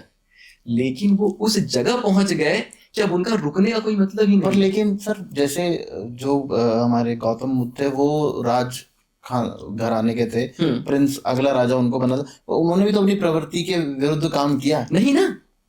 उनका ट्रू नेचर क्या था? अच्छा, ये हर एक का अलग हो सकता है, जरूरी नहीं आप कहाँ पैदा हो भाई, लोहार के बेटा लोहारी बनेगा जरूरी नहीं है, है ना। आपका ट्रू नेचर है कि नहीं, वो उनकी प्रवृत्ति जो है, उनकी प्रवृत्ति अब भौतिक जगत में बची ही नहीं। ठीक है, तो अगर वो अपनी वाइफ के साथ रहते भी ना, तो अपनी वाइफ को वो कोई खुशी नहीं दे पाते, उनका मन कहीं और लग गया। ठीक, तब उन्होंने फिर वो उस डायरेक्शन में गए, और वहां पे फिर उन्होंने भी क्या किया, वो भी शिव के पास गए। आप कोई भी मेडिटेशन करिए, कुछ भी, मेरे पास क्लास में भी क्वेश्चंस आते हैं कि सर मैं तो भगवान कृष्ण को मानती हूँ, मैं कैसे शिव जी का मेडिटेशन? मैं बोला भाई, राम जी, भगवान राम ने समुद्र के किनारे शिवलिंग बना के पूजा की थी, उनको भी सागर के पार जाना था, तो उन्होंने भगवान शिव की ही उपासना की।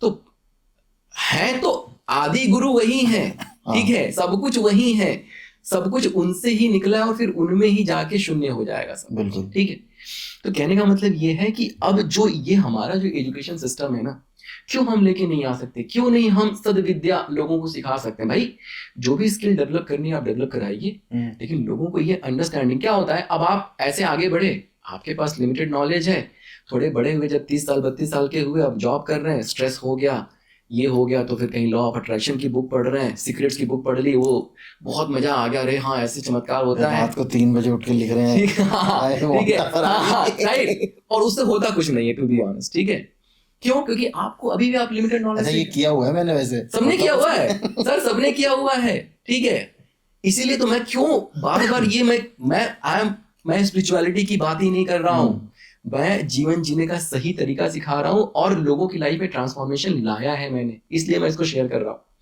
तो जब आपको वो सद्विद्या नहीं मिला, अब आप लिमिटेड नॉलेज से ऑपरेट कर रहे हैं, ठीक है, फिर बहुत स्ट्रेस हो गया तो कोई माइंडफुलनेस की किताब पढ़ ली, कोई इकिगाई की किताब पढ़ ली। प्रॉब्लम क्या हो गया हमारे यहाँ ना, प्रॉब्लम हमारे यहाँ ये हो गया कि देखिए, अगर आप बहुत अच्छा संस्कृत बोलते हैं इसका मतलब ये नहीं कि आप विद्वान हैं। ठीक है, आप बहुत अच्छी अगर इंग्लिश बोलते हैं इसका मतलब ये नहीं कि आप विद्वान। ठीक है, एक गांव में बैठा हुआ बूढ़ा व्यक्ति जिसने पढ़ाई भी नहीं करी है, अगर उसको ये अंडरस्टैंडिंग है ना कि यूनियन और डिवाइन यूनियन क्या होता है, तो वो ज्यादा नॉलेजेबल है आपसे। हमारे यहाँ दिक्कत ये हो गई कि इन टेक्स्ट के ऊपर कोई ऐसा टेक्स्ट नहीं बना कि जो जनमानस के लिए, ठीक है, जैसे क्या होता है, हमें कोई चीज पढ़नी होती है ना, तो हमें पता फॉरेन राइटर के पढ़ने पड़ते हैं। ठीक है, क्यों? क्योंकि उन्होंने इन नॉलेज को लिया और उसको, ये माइंडफुलनेस क्या है भाई, अपनी चेतना को जगाना ही तो है। आप अवेयर हो गए, आप बहुत ज्यादा अवेयर हो गए, यही माइंड। ठीक है, अब आप क्या बहुत लिमिटेड तरीके से उसको देख रहे हैं। मेरा क्या कहना है, मेरा ये कहना है कि पहले आप शिव और शक्ति, ये डिवाइन यूनियन और यूनियन के प्रोसेस को समझिए। अब ये एक रास्ता स्टैब्लिश हो गया, इसी रास्ते में अब आप देखिए आप कहाँ पे हैं।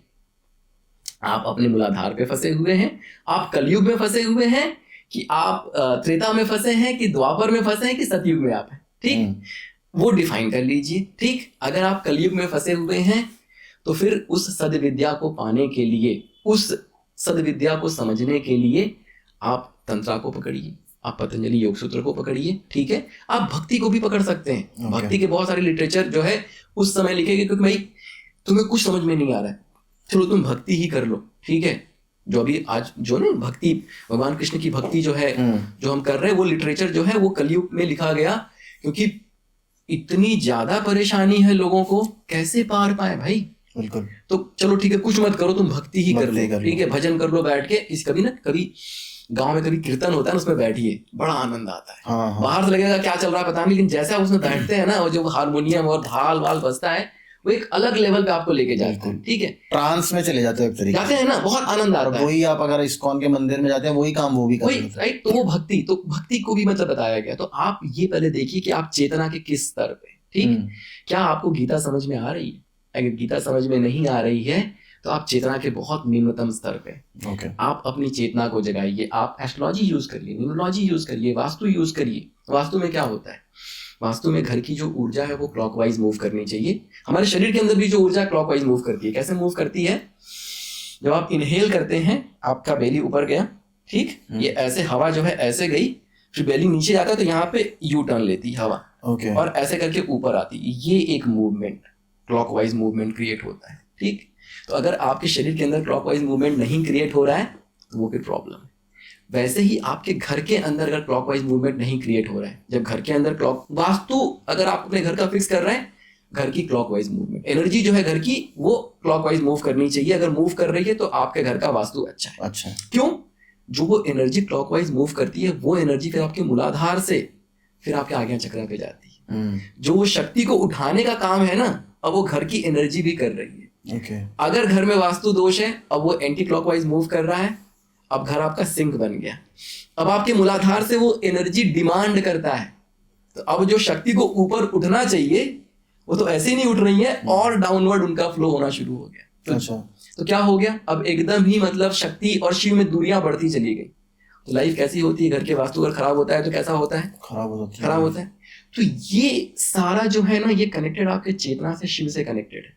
तो आप डिफाइन करिए जितने भी ये एस्ट्रोलॉजी, न्यूमरोलॉजी, रेकी, चाहे वास्तु, जो भी चीजें बनी हैं, ये सिर्फ बनी इसलिए हैं ताकि आप जो हमारा, चाहे हमारी खुद की एनर्जी, चाहे हमारे सराउंडिंग की एनर्जी, उनको मैं बैलेंस करूं ताकि मैं इनसे ऊपर उठूं।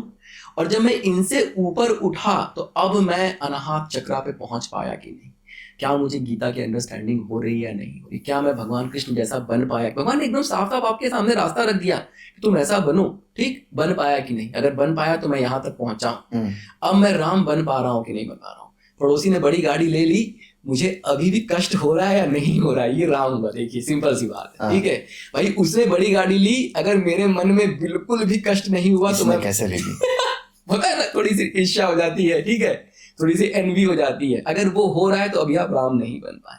क्या आप राम बन गए? चेतना के उस स्तर पे आप आ गए कि सामने वाले को के साथ अच्छा हो रहा है तो आप भी खुश हो रहे हो, वो खुश हुआ तो आप भी खुश हुए।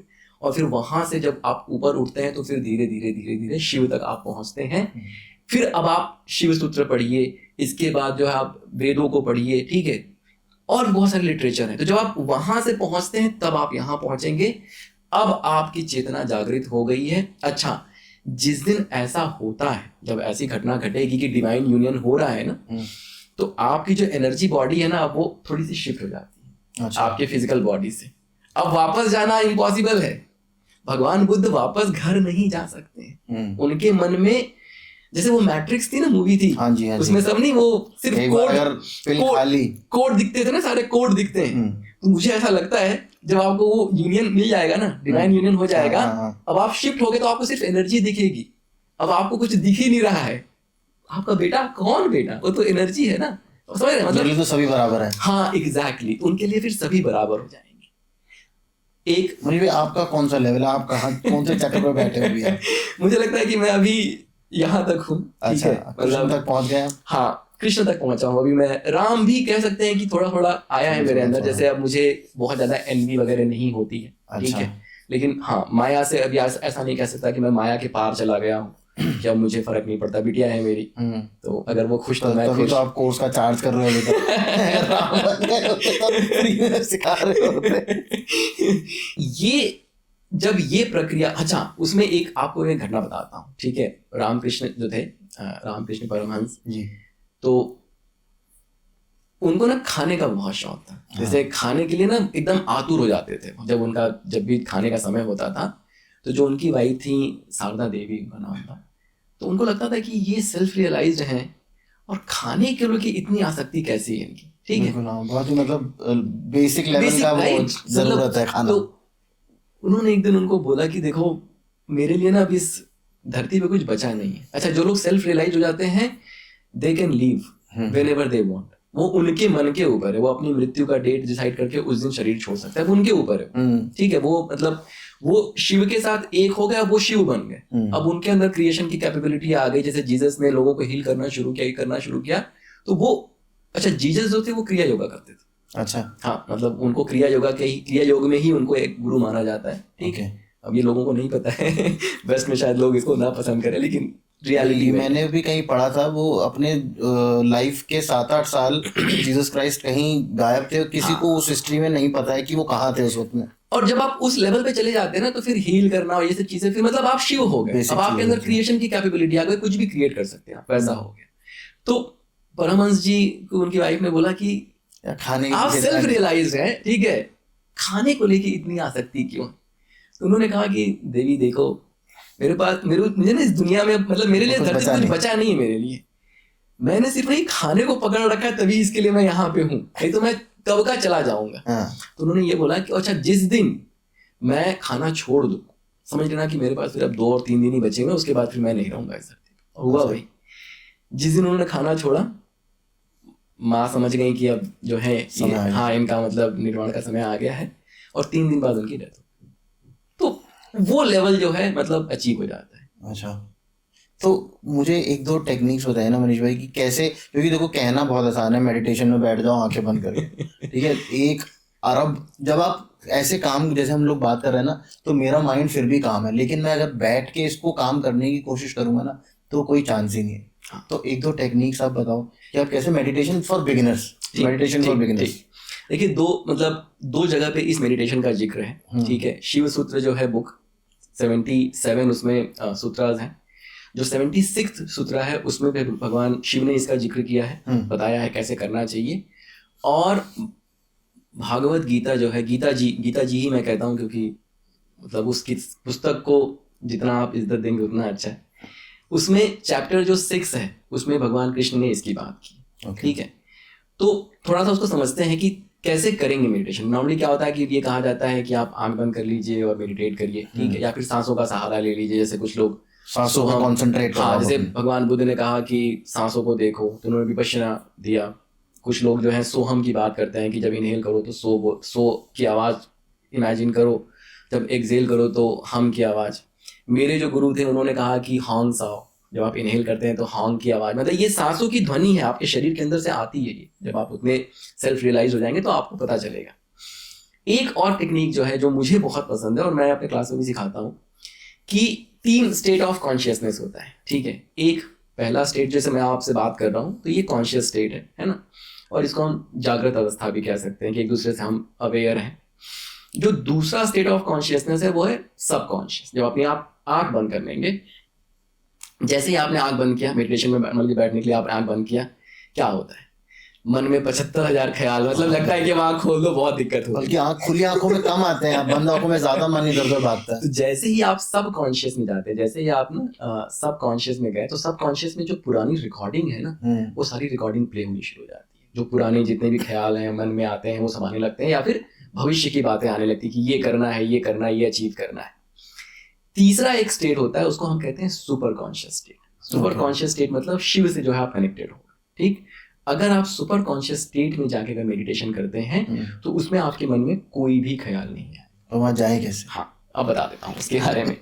तो सिंपल सा जो है, आप अपने थंब को इस तरीके से लेंगे, ठीक है, और थोड़ा सा ऐसे मतलब लाइक लगभग 45 डिग्री पे आपकी, हाँ दिखे, हाँ वो कैमरे में दिख नहीं रहा होगा ना, लेकिन इस तरीके से होना चाहिए, तरीके से थोड़ा सा ऊपर होना चाहिए, ठीक, आई लेवल से थोड़ा सा ऊपर, हाँ, मतलब आपकी आँखी जो आपके आई बॉल से थोड़े वो ऊपर देख रहे हैं, ठीक। या फिर सामने जैसे किसी एक पहाड़ को इमेजिन कर लीजिए और पहाड़ की चोटी को आप देख रहे हैं, ठीक है। तो अब जैसे आपने मान लीजिए यहाँ पे फोकस किया, अपने आंखों को वहां पे एकदम फोकस कर लीजिए। अब फोकस करने के बाद अपनी आंखें बंद करेंगे, लेकिन देखेंगे अपने थंब को। तो आंखें बंद करिए, थंब हटा लीजिए और महसूस करिए कि थंब वहीं पे। अब आपकी जो आई बॉल्स है ना वो थोड़े ऊपर हैं, आपकी आंखें बंद है। अब मन में कोई ख्याल आ रहा है क्या? मन में कोई ख्याल आ रहा है क्या? सोच के देखिए। एक्चुअली में नहीं आ रहा। नहीं आ रहा ना? नहीं है ना? अच्छा, अमेजिंग है ना? हाँ, ये सुपर कॉन्शियस स्टेट है। हमें करना क्या है? पर ये हम कितनी देर तक इस पे कंसंट्रेट कर पाएंगे उसके ऊपर? अब वही बता रहा हूं मैं। तो आप जो है अपनी आंखों को ऊपर करेंगे, यहाँ पे देखते हुए, यहाँ पे देखते हुए, यहाँ पे शिव बैठे हैं। जैसे आप शिव को देखना शुरू करेंगे, शिव जागृत होने शुरू होंगे। तो यहाँ पे देखते हुए आप अपने थंब को देख रहे हैं, ठीक है, मतलब ये स्टेट रहेगा ऐसे। बस इस तरीके से बैठ जाइए, ठीक। इसके पहले एक मैं प्राणायाम भी बता देता हूँ ताकि मन थोड़ा और शांत हो जाए। इस स्टेट में बैठ जाइए 5 मिनट 7 मिनट। अच्छा, तो क्या होगा, कभी कभी आंखें नीचे हो जाएंगी। जब मन में ख्याल आने लगे समझ जाइए आपकी आंखें नीचे हो गई हैं। अगर होता है ऐसा, वापस से उनको ऊपर ले जाइए, फिर यहाँ पे देखना शुरू करिए। आपकी आंखें थोड़ी हिलेंगी, ये सब होगा, ठीक है।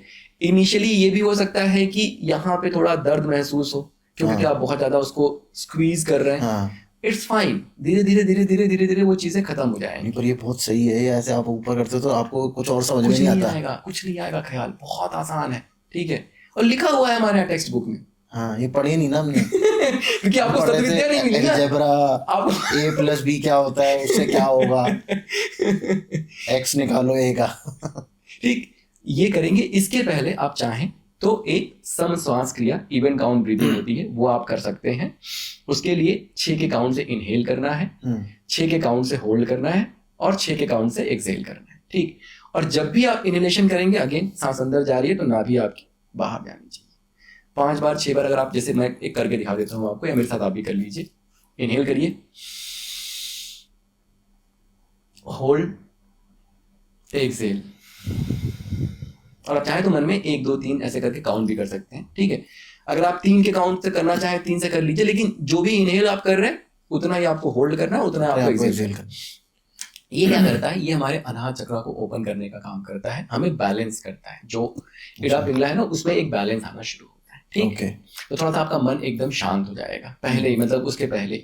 उसके बाद आप यहाँ पे आंख बंद करिए, बैठ जाइए, देखते रहिए जब तक आप 5 मिनट दे दीजिए, 7 मिनट दे दीजिए। शुरू में तो 1 2 मिनट भी करेंगे कर तो लीजिए, कोई दिक्कत नहीं है।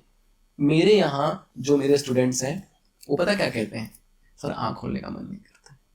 ये है ना मेडिटेशन। कई बार आप डीप मेडिटेशन में चले जाते हो, जबरदस्ती, मतलब आपके अंदर वो क्रेविंग हो रही है क्या कि यार मेडिटेशन में बैठना है, मेडिटेशन में बैठना है। ये तो नहीं ना कि जबरदस्ती बस बैठना है, किसी गुरुजी ने कह दिया है, वो नहीं। अगर क्रेविंग होनी शुरू होगी, इसका मतलब है आपकी चेतना जागृत होनी शुरू होगी, आपको वो रस जो है ना वो थोड़ा सा मिला है आपको, अब वो टेस्ट जो मिल गया, आप कहते हैं नहीं नहीं मुझे और चाहिए, मुझे और चाहिए, ठीक।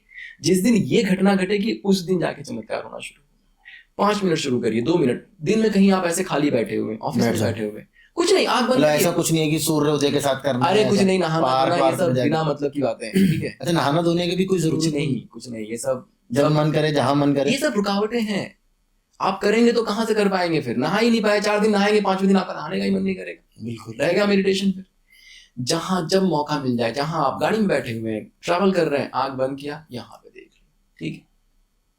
जितना ज्यादा आप ये करते जाएंगे, 2 चीजें मैंने बता दिया आपको, एक अपने ब्रीदिंग सही करिए, ठीक। शिव को जागृत कर रहे हैं आप, शिव को जितना देख सकते हैं देखते जाइए, धीरे धीरे धीरे धीरे वो जागृत होंगे आपके अंदर। बहुत सारा ये साइंस है, मैं ये कोई धर्म ग्रंथ कुछ नहीं, ये साइंस है। आप अच्छा, सबसे अच्छी चीज क्या है, परिवार में दिक्कत चल रही है, पिताजी से मान लीजिए रिलेशन खराब है, ठीक है, आप रोज मेडिटेशन में बैठिए, अपने शिव को जागृत करिए। मैंने क्या कहा था शुरू में कि शिव जो है वो एक ही, बिल्कुल है ना। तो आपके शिव, मेरे शिव, सबके शिव एक ही हैं, ठीक। जब हम अपने शिव को जागृत करना शुरू करते हैं, हमारी चेतना बढ़ती, ठीक।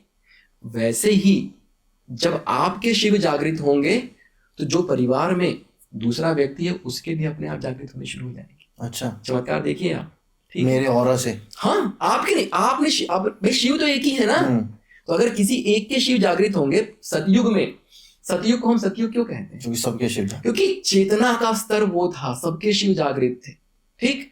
फिर उसके बाद जैसे जैसे नीचे आते गए वैसे वैसे चेतना का स्तर घट गया। तो अगर हमें सतयुग चाहिए तो हमारे शिव को जगाना पड़ेगा। लाइफ में अगर प्रॉब्लम्स को हमें सॉल्व करनी है तो हमें शिव को जगाना पड़ेगा। अगर हमारे शिव जगेंगे तो सिर्फ अपने, मैं आपको एक बहुत, मतलब हम जब हमारी अपनी क्लासेस हुई थी श्वर्स और विज्ञान की, एक व्यक्ति ने फीडबैक दी कि सर मेरी सिस्टर थी, 3 बार सुसाइड अटेम्प्ट किया उन्होंने, हस्बैंड की डेथ हो गई, बिजनेस में बहुत सारा लॉस हो गया, बहुत वेल टू डू थे वो लोग, और इस तरीके से। और आपकी जो ब्रीदिंग की प्रैक्टिसेस हैं, आपकी जो मेडिटेशन प्रैक्टिसेस हैं, जो शिव को जगाना, उन्होंने ये कहा कि वो नहीं भी कर रही तो मैं अपने शिव को जगा रहा हूँ और उसके अंदर ट्रांसफॉर्मेशन आ रही। अच्छा, ठीक है।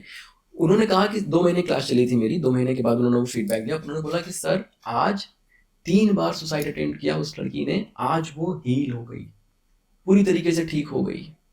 अच्छा, उसको कुछ करना भी नहीं पड़ा, मतलब उनकी सिर्फ ब्रीदिंग को उन्होंने चेंज किया, इड़ा पिंगला सुषुम्ना कुछ चीजें होती हैं स्वर विज्ञान की, उनको उन्होंने सही कराया, ठीक। भाई तुमको ये दिन में तुम्हारा ये चलना चाहिए, तुम्हारी ये नॉस्ट्रिल चलनी चाहिए, इस तरीके से उन्होंने बोला। और उसके अलावा अपने मेडिटेशन पे ध्यान दिया। उनको वो अंडरस्टैंडिंग हो गई कि अगर मेरे शिव, देखिए अब उनके अंदर क्या मोटिवेशन है कि मैं रोज अगर 2 घंटा मेडिटेशन में बैठूंगा तो मेरी सिस्टर ठीक हो, उसके शिव जागृत होंगे, उसकी चेतना का स्तर सही होगा, जो उसकी एंजाइटी है, डिप्रेशन है, वो भाई शिव आएंगे तो बचेगा क्या एंजाइटी डिप्रेशन, बिल्कुल। तो फिर वो ट्रांसफॉर्मेशन जो उस लड़की के अंदर शुरू हो। अच्छा, तो सोचिए ये सारी चीजें बहुत साइंटिफिक है। मैं वही बार बार कह रहा हूँ कि जितनी चीजें मैं आपसे बता रहा हूँ, ये कोई मैं स्पिरिचुअलिटी की बात नहीं कर रहा हूँ। ये जीवन, अगर आपको सक्सेसफुल अपनी लाइफ बनानी है, ठीक है, आपको सच में खुश रहना है, 50,000 करोड़ कमा के आप खुश नहीं हो सकते, ठीक है। सच में अगर आपको खुश रहना है, पैसा तो बाई प्रोडक्ट है, वो आ ही जाएगा जितना आना है, जितने की जरूरत है। 5,000 करोड़ भी आ जाएगा, 500 करोड़ भी आ जाएगा, 100 करोड़ भी आ जाएगा, 1 करोड़ भी आ जाएगा, ठीक है, उसका बहुत फर्क नहीं पड़ता है। लेकिन ट्रूली आप हैप्पी हैं क्या, सच में आप अंदर से खुश हैं क्या, तो वो कैसे होगा, वो इसी प्रोसेस से। मैं फिर से एक छोटी सी समरी दे देता हूं शिव और शक्ति, उनको जागृत, ये एक रास्ता बन गया, उनका मिलन जरूरी है। हाँ, ये एक रास्ता बन गया। आप इस रास्ते पे आप कहाँ पे हैं, अपने आप को एनालाइज करिए। लेकिन at the end of the day अगर आप कोई एस्ट्रोलॉजिकल सॉल्यूशन भी यूज करते हैं तो आप यही समझिए कि मुझे चेतना का स्तर बढ़ाना है। तो आपके जीवन का एकमात्र उद्देश्य होना चाहिए कि मैं अपनी चेतना का स्तर कैसे बढ़ाऊं, मैं अपनी चेतना को सतयुग तक कैसे लेके जाऊं। जो ये 4 युग हैं वो यही है, 4.5 लाख साल का नहीं है ये, यही है। हम कलयुग में रहते हुए सतयुग का आनंद ले सकते हैं अगर हमारी चेतना का स्तर वैसा बन गया। और फिर हम लोगों के जीवन में भी उस ट्रांसफॉर्मेशन को लेके आ सकते हैं। ओके मौली भाई, एक चीज और बताइएगा मुझे एंड में, आपने 2-3 बार स्वर विज्ञान वर्ड यूज किया है, ये क्या है? देखिए स्वर विज्ञान जो है ये तंत्र का ही एक मतलब हिस्सा है। तंत्र का और रिफाइंड फॉर्म, ठीक है। तो जैसे मैंने बताया ना कि all the way 5 element create हुए, जो 36 एलिमेंट बने, उसमें फिर सांसें जो है आपकी, वो सांसें वो गवर्न करती हैं, उससे आपकी प्रकृति बदलती है। तो अब जो ये सांस है ना, ये ब्रीथ, ये बड़ा इंपॉर्टेंट हो जाता है। क्योंकि आपके जीवन में जो भी हो रहा है ना, और जो ये शिव शक्ति का मिलन होना है, ये सब सांसों के माध्यम से तो हो रहा है, ठीक है। तो सांसों पे पूरा का पूरा, सोचिए हमारे वैदिक शेयर कितने मतलब ब्रिलियंट थे कि सांसों पे पूरा का पूरा एक विज्ञान बना दिया। कि अच्छा, स्वर विज्ञान से पहले मुझे भी नहीं पता था कि हमारे जो नॉस्ट्रिल है ना, कभी भी आप नोटिस करिएगा सिर्फ एक नॉस्ट्रिल चलती है। हाँ, वो हमेशा एक ही चलती है ना, एक ही या तो एक चलेगी, इधर वाली चलेगी। हाँ, कभी भी मतलब कोई एक ही नॉस्ट्रिल एक्टिव रहती है। तो भगवान शिव ने जो है, माँ पार्वती ने भगवान शिव से पूछा कि हे महादेव, कोई ऐसा ज्ञान दीजिए जिससे जो मनुष्य है ना, ये जितने भी 9 ग्रह का चक्कर है और जितनी भी चीजें, उनसे मतलब बाहर निकल जाए।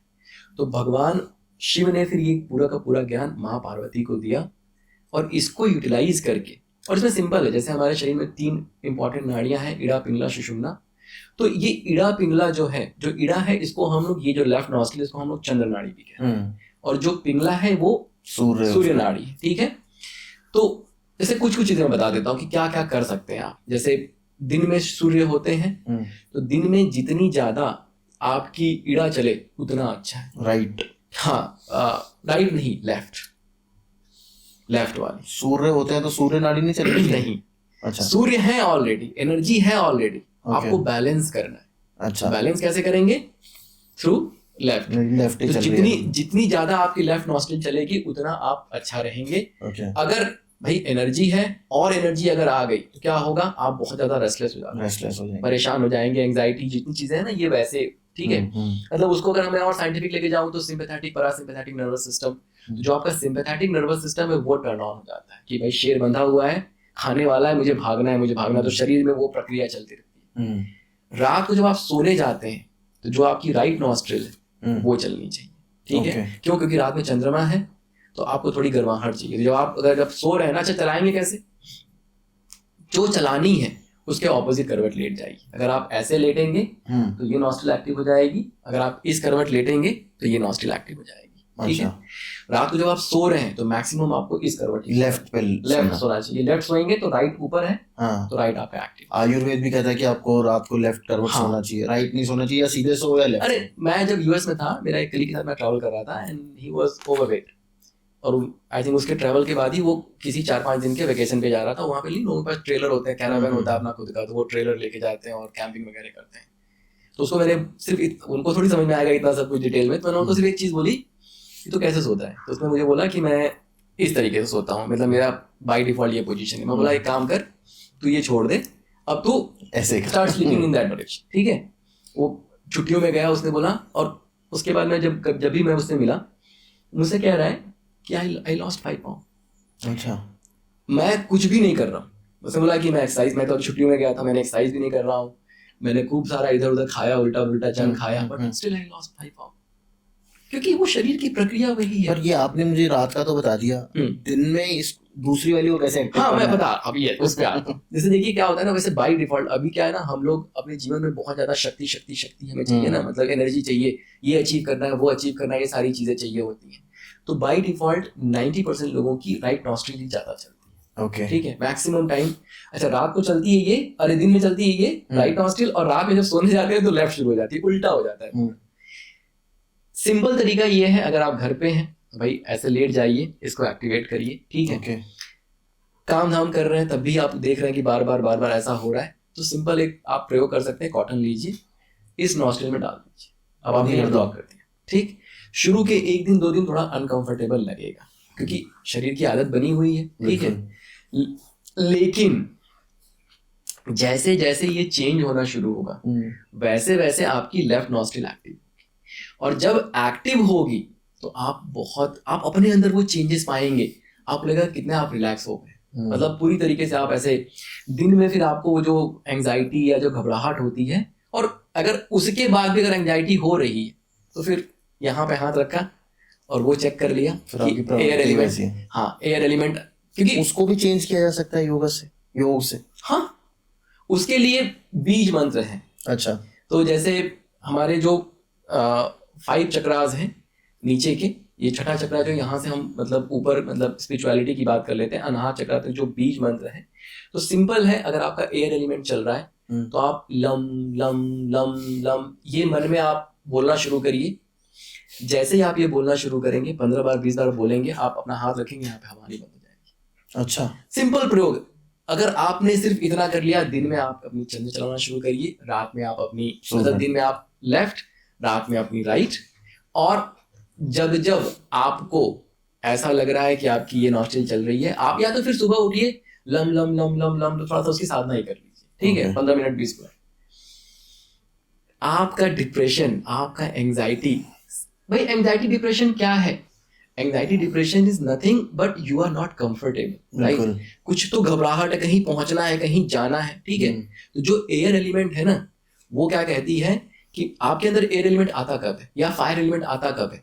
When you are trying to achieve something, कुछ बहुत जल्दीबाजी में करना है। मान लीजिए आपको फ्लाइट पकड़नी है, ठीक, अब आप फ्लाइट पकड़ने के लिए अगर आप मान लीजिए आपका एयर एलिमेंट एक्टिव ना हो, आप एकदम आराम से हाँ चलते हैं, क्या होगा? मिस हो सकती है। वहां पे एयर एलिमेंट की जरूरत है, लेकिन आप घर में बैठ के परिवार से बात कर रहे हैं, वहां तो आराम से बात कर सकते हैं। वहां पे एयर क्यों आ रहा है? जब वहां पे एयर आएगा तो फिर बात भी बात होता है। क्यों? क्योंकि आप उल्टा पुल्टा बोल देंगे, क्योंकि आपके अंदर वो रेस्टलेसनेस लगी हुई है। तो अगर आपके एयर आ रही, और आएगी, या तो एयर आएगा नहीं तो फायर आएगा। अगर आप एयर कब आता है? जब आपके अंदर प्रोक्रेस्टिनेशन होता है कि I am not good enough, ठीक है, मेरे साथ ही ऐसा होता है, ठीक। फायर कब आता है? जब आप गुस्से में आते हैं किसी की वजह से, वो भी एक डिप्रेशन का फॉर्म है ना, जहां पे आपके अंदर एंगर आता है। बिल्कुल, लेकिन 90% केसेस में एयर ही आएगा। तो अगर डिप्रेशन से आपको बाहर निकलना है, सिंपली आप देखिए लम लम लम, वो आपके अर्थ एलिमेंट को एक्टिव करेगा। जब अर्थ एलिमेंट एक्टिव होगा तो धीरे धीरे वैसे आप ग्राउंडेड हो जाएंगे। आप खुद चेक करिए, अगर आपका ये सांस यहाँ पे नहीं आ रही, अगर यहाँ पे आने लगी, आपका मन बदल जाएगा। सिंपल है। नहीं आ रही। अच्छा मनीष भाई, मुझे बिफोर वी एंड मुझे एक चीज और बताओ। मैंने आपकी ना वेबसाइट देखी थी, उसमें आप कुछ एक स्टार न्यूमेरो रिपोर्ट आप देते हैं लोगों की। yes. वो क्या चीज है? वो भी मुझे थोड़ा सा समझ नहीं आया था वो क्या है, तो एक बार वो भी आप मुझे समझा दो प्लीज। देखिए, मैं वैसे तो न्यूमरोलॉजिस्ट भी हूँ, ठीक है, तो कंसल्टेशन की बड़ी सारी रिक्वेस्ट आती हैं, और because of the busy schedule थोड़ा मुश्किल हो जाता है सबके साथ कनेक्ट करना और उस तरीके से। तो फिर हम लोगों ने क्या किया, अच्छा मैं इंजीनियर भी हूँ, ठीक है, तो टेक्नोलॉजी को यूज करके कैसे लोगों को कुछ सॉल्यूशन, सॉफ्टवेयर बना दिया कुछ। तो हम लोगों ने सॉफ्टवेयर तो नहीं बनाया, लेकिन ऐसा एक इंफ्रास्ट्रक्चर बनाया जहाँ पे कि ये जो ऑर्डर का पूरा प्रोसेस है, जितनी चीजें हैं वो आसान हो जाए, ठीक, जो मेरी लर्निंग है। तो अब क्या हुआ कि अब आपको मुझे महीने 2 महीने वेट करने की जरूरत नहीं है, उतना सारा पैसा भी पे करने की जरूरत नहीं है। आप जाइए starmoney.com पे, आप स्टार न्यूमेरो रिपोर्ट ऑर्डर कर सकते हैं। लगभग 100+ पेजेस की वो रिपोर्ट है। और उसकी जो खासियत है, जैसे मैं पूरी तरीके से साइंटिफिक हूँ, ठीक है, मेरा जो मैं न्यूमरोलॉजी का कोर्स भी पढ़ाता हूँ वो लगभग 3 महीने 4 महीने चलता है, इतना कंटेंट है उसमें। तो उसमें अलग अलग 3-4 महीने न्यूमरोलॉजी का कोर्स कराते हो? चली जाता है। इतना क्या आप सिखाते हो? 4 दिन में सीख रहे हैं आजकल लोग न्यूमरोलॉजी। तो जैसे कि मैं जो है अलग अलग चीजें पढ़ाता हूँ, जैसे वैदिक न्यूमरोलॉजी पढ़ाता हूँ आपको। अच्छा। वैदिक के बाद कैल्डियन पढ़ाता हूँ, ठीक है, चैलेडियन नहीं, कैल्डियन होता है। कैल्डियन न्यूमरोलॉजी, उसके बाद लोशो ग्रिड हम पढ़ते हैं, फिर वेस्टर्न एस्ट्रोलॉजी पढ़ते हैं, और उसके बाद हिब्रू कबाला न्यूमरोलॉजी, ठीक है। अच्छा, ये सारी चीजें एक बिल्डिंग ब्लॉक है, आपको ये सारी चीजें मैंने सिखाई। उसके बाद हम आते हैं अप्लाइड न्यूमरोलॉजी में, जहां पे अब इन सारी चीजों को यूटिलाइज करके अगर मुझे फोन नंबर चाहिए तो वैदिक के हिसाब से, कैल्डियन के हिसाब से, लोशु के हिसाब से, हिब्रू के हिसाब से मुझे फाइनल सॉल्यूशन, या फिर वेस्टर्न एस्ट्रोलॉजी के हिसाब से फाइनल सॉल्यूशन मेरा क्या रहेगा, वो थॉट प्रोसेस है। अच्छा। तो जो ये रिपोर्ट बनी है अपने आप में बहुत यूनिक है। ये जितने मैंने साइंसेस बोले, ये सारे साइंसेस का कॉम्बिनेशन, जो सॉल्यूशन आपको मिल रहा है, चाहे आपका फोन नंबर हो गया, अकाउंट नंबर हो गया, लकी क्या कहते हैं पिन नंबर हो गया, ईमेल हो गया, लकी यंत्रा मंत्रा, ये सारी चीजें उसी थ्योरी पे डिफाइन। आपको अपनी डेट ऑफ बर्थ वगैरह बतानी है, वो अपने आप कैलकुलेट करके सब कुछ आप 48 आवर का प्रोसेस है बेसिकली। पीछे बैकएंड में टीम बैठी है, ठीक है, वो पूरा का पूरा रिपोर्ट आपके लिए तैयार करती है और उसको फिर मैं पर्सनली रिव्यू करता हूँ और फिर वो रिपोर्ट आपको डिलीवर होती है। ओके। इस रिपोर्ट में अगले 9 साल का प्रिडिक्शन भी हम लोग देते हैं। 9 साल का? हाँ, 9 साल का। 9 ईयर की साइकिल होती है न्यूमरोलॉजी में, 1 से लेकर 9 नंबर है, तो 9 साल का प्रिडिक्शन। अच्छा, प्रिडिक्शन का पर्पस क्या होना चाहिए? जैसे प्रिडिक्शन का पर्पस ये नहीं कि तुम्हारा ये खराब है, तुम्हारा वो अच्छा है, ये ऐसा, ये सब नहीं, ठीक है, या तुमको जो है अभी ये दिक्कत आने वाली, नहीं, ये सब नहीं।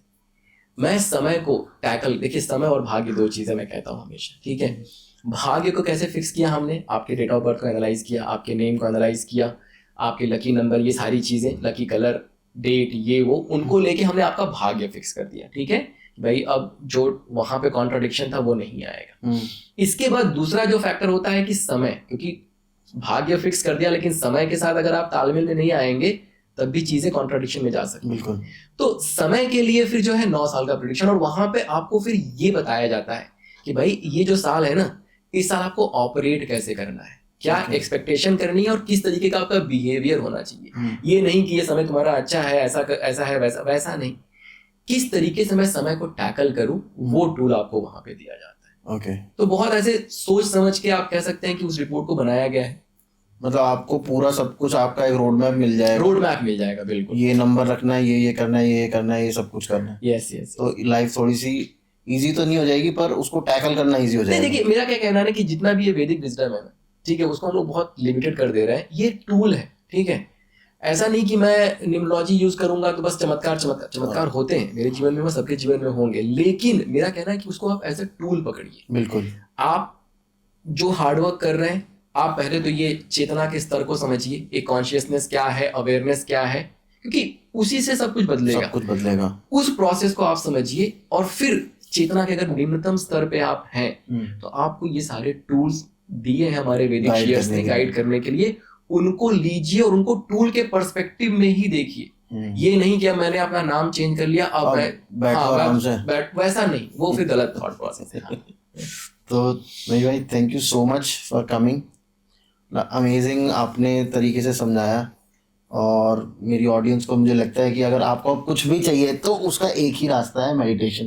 देखा, at the end of the day हमको घूम के वहीं आना है ना। समय का चक्र है जिसमें हम लोग घूम रहे हैं। अगर इस समय चक्र से निकलना है और आपको हर वो चीज़ पानी है, तो सिंपल सी 2-3 टेक्निक्स मनीष सर ने भगवान बुद्ध से किसी ने पूछा, हाँ जी, इस नोट पे एंड करते हैं। भगवान बुद्ध से किसी ने पूछा कि आप जो ये मेडिटेशन करते हैं आपको क्या मिला, ठीक है। भगवान बुद्ध ने कहा कुछ भी नहीं। अच्छा, लेकिन छूट क्या गया वो बताता। तो anger, anxiety, depression, envy, hatred, ये सब छूट गया। अगर ये सब छूट जाए ना तो इंसान बड़ा आराम से रह सकता है। सोच के देखिए कि आपके अंदर एंगर नहीं है, आपके अंदर हेट्रेड नहीं है, एनवी नहीं है, कितना सुकून से आप रहेंगे। बिल्कुल। तो मेडिटेशन से आपको वो मिलेगा। और जैसे मैंने बताया, सिर्फ स्पिरिचुअलिटी ही नहीं, भौतिक जगत की सफलता के लिए भी आपको इस प्रोसेस को समझना पड़ेगा, बहुत जरूरी है। अगर आप ये प्रोसेस अगर नहीं होगा तो फिर क्रिएशन नहीं होने वाला है। भगवान ने क्रिएशन का प्रोसेस दे दिया है। वही ना, भगवान, हम लोग भगवान को बाहर ढूंढते रहते हैं, वो हमारे अंदर ही बैठे हैं। मैंने एक्सप्लेन कर दिया पूरा। बिल्कुल। और अंदर ही बैठे हैं, तो हमारे पास ही पावर है अपनी लाइफ को क्रिएट करने की, वही फ्री विल जिसे कहते हैं। हाँ, यस यस ना, भगवान ने हमें अपनी फ्री विल दी है। हाँ, हमें बस वो दोनों को मिलाना है। जब तक वो यूनियन नहीं होगा तब तक चमत्कार नहीं। चलिए सर, इसी चमत्कारी नोट पे आज का एपिसोड हम लोग यहाँ एंड करेंगे। और अगर आप लोगों को यार कुछ समझ में आया और अच्छा लगे तो प्लीज़ चैनल को सब्सक्राइब ज़रूर करना। चैनल को सब्सक्राइब करने के लिए वीडियो के राइट साइड पे एक लाल कलर का बटन होता है, उसको दबाना होता है। उसके पैसे भी नहीं लगते हैं और क्रेडिट कार्ड भी नहीं मांगा जाता। अगर किसी को लगता है कि पैसे लगते हैं तो झूठ है, ठीक है। और इस नॉलेज को प्लीज़ शेयर ज़रूर करो, क्योंकि बहुत बेसिक नॉलेज है। आई थिंक हम सबको लगता है कि हम सबको पता है, लेकिन सबको पता नहीं होती है। तो प्लीज़ इसको शेयर करो ताकि और लोगों तक पहुँचे। कमेंट करो, अगर मनीष भाई ने कुछ गलत बोला है तो बिल्कुल कमेंट करो, सर आपने बिल्कुल गलत बोला है, मेरे पास इसका कुछ और प्रूफ है या मुझे कुछ और नॉलेज है, मुझे कुछ ऐसा कहीं पे लिखा हुआ मैंने पढ़ा है, ठीक है, और सही बताया है तो भी प्लीज़ कमेंट करो कि एकदम आपने बिल्कुल सही बताया। और चैनल को सब्सक्राइब तो आप कर ही दो और देखते रहो Tarun Sharma show. Stay safe, stay healthy and जय श्री राम।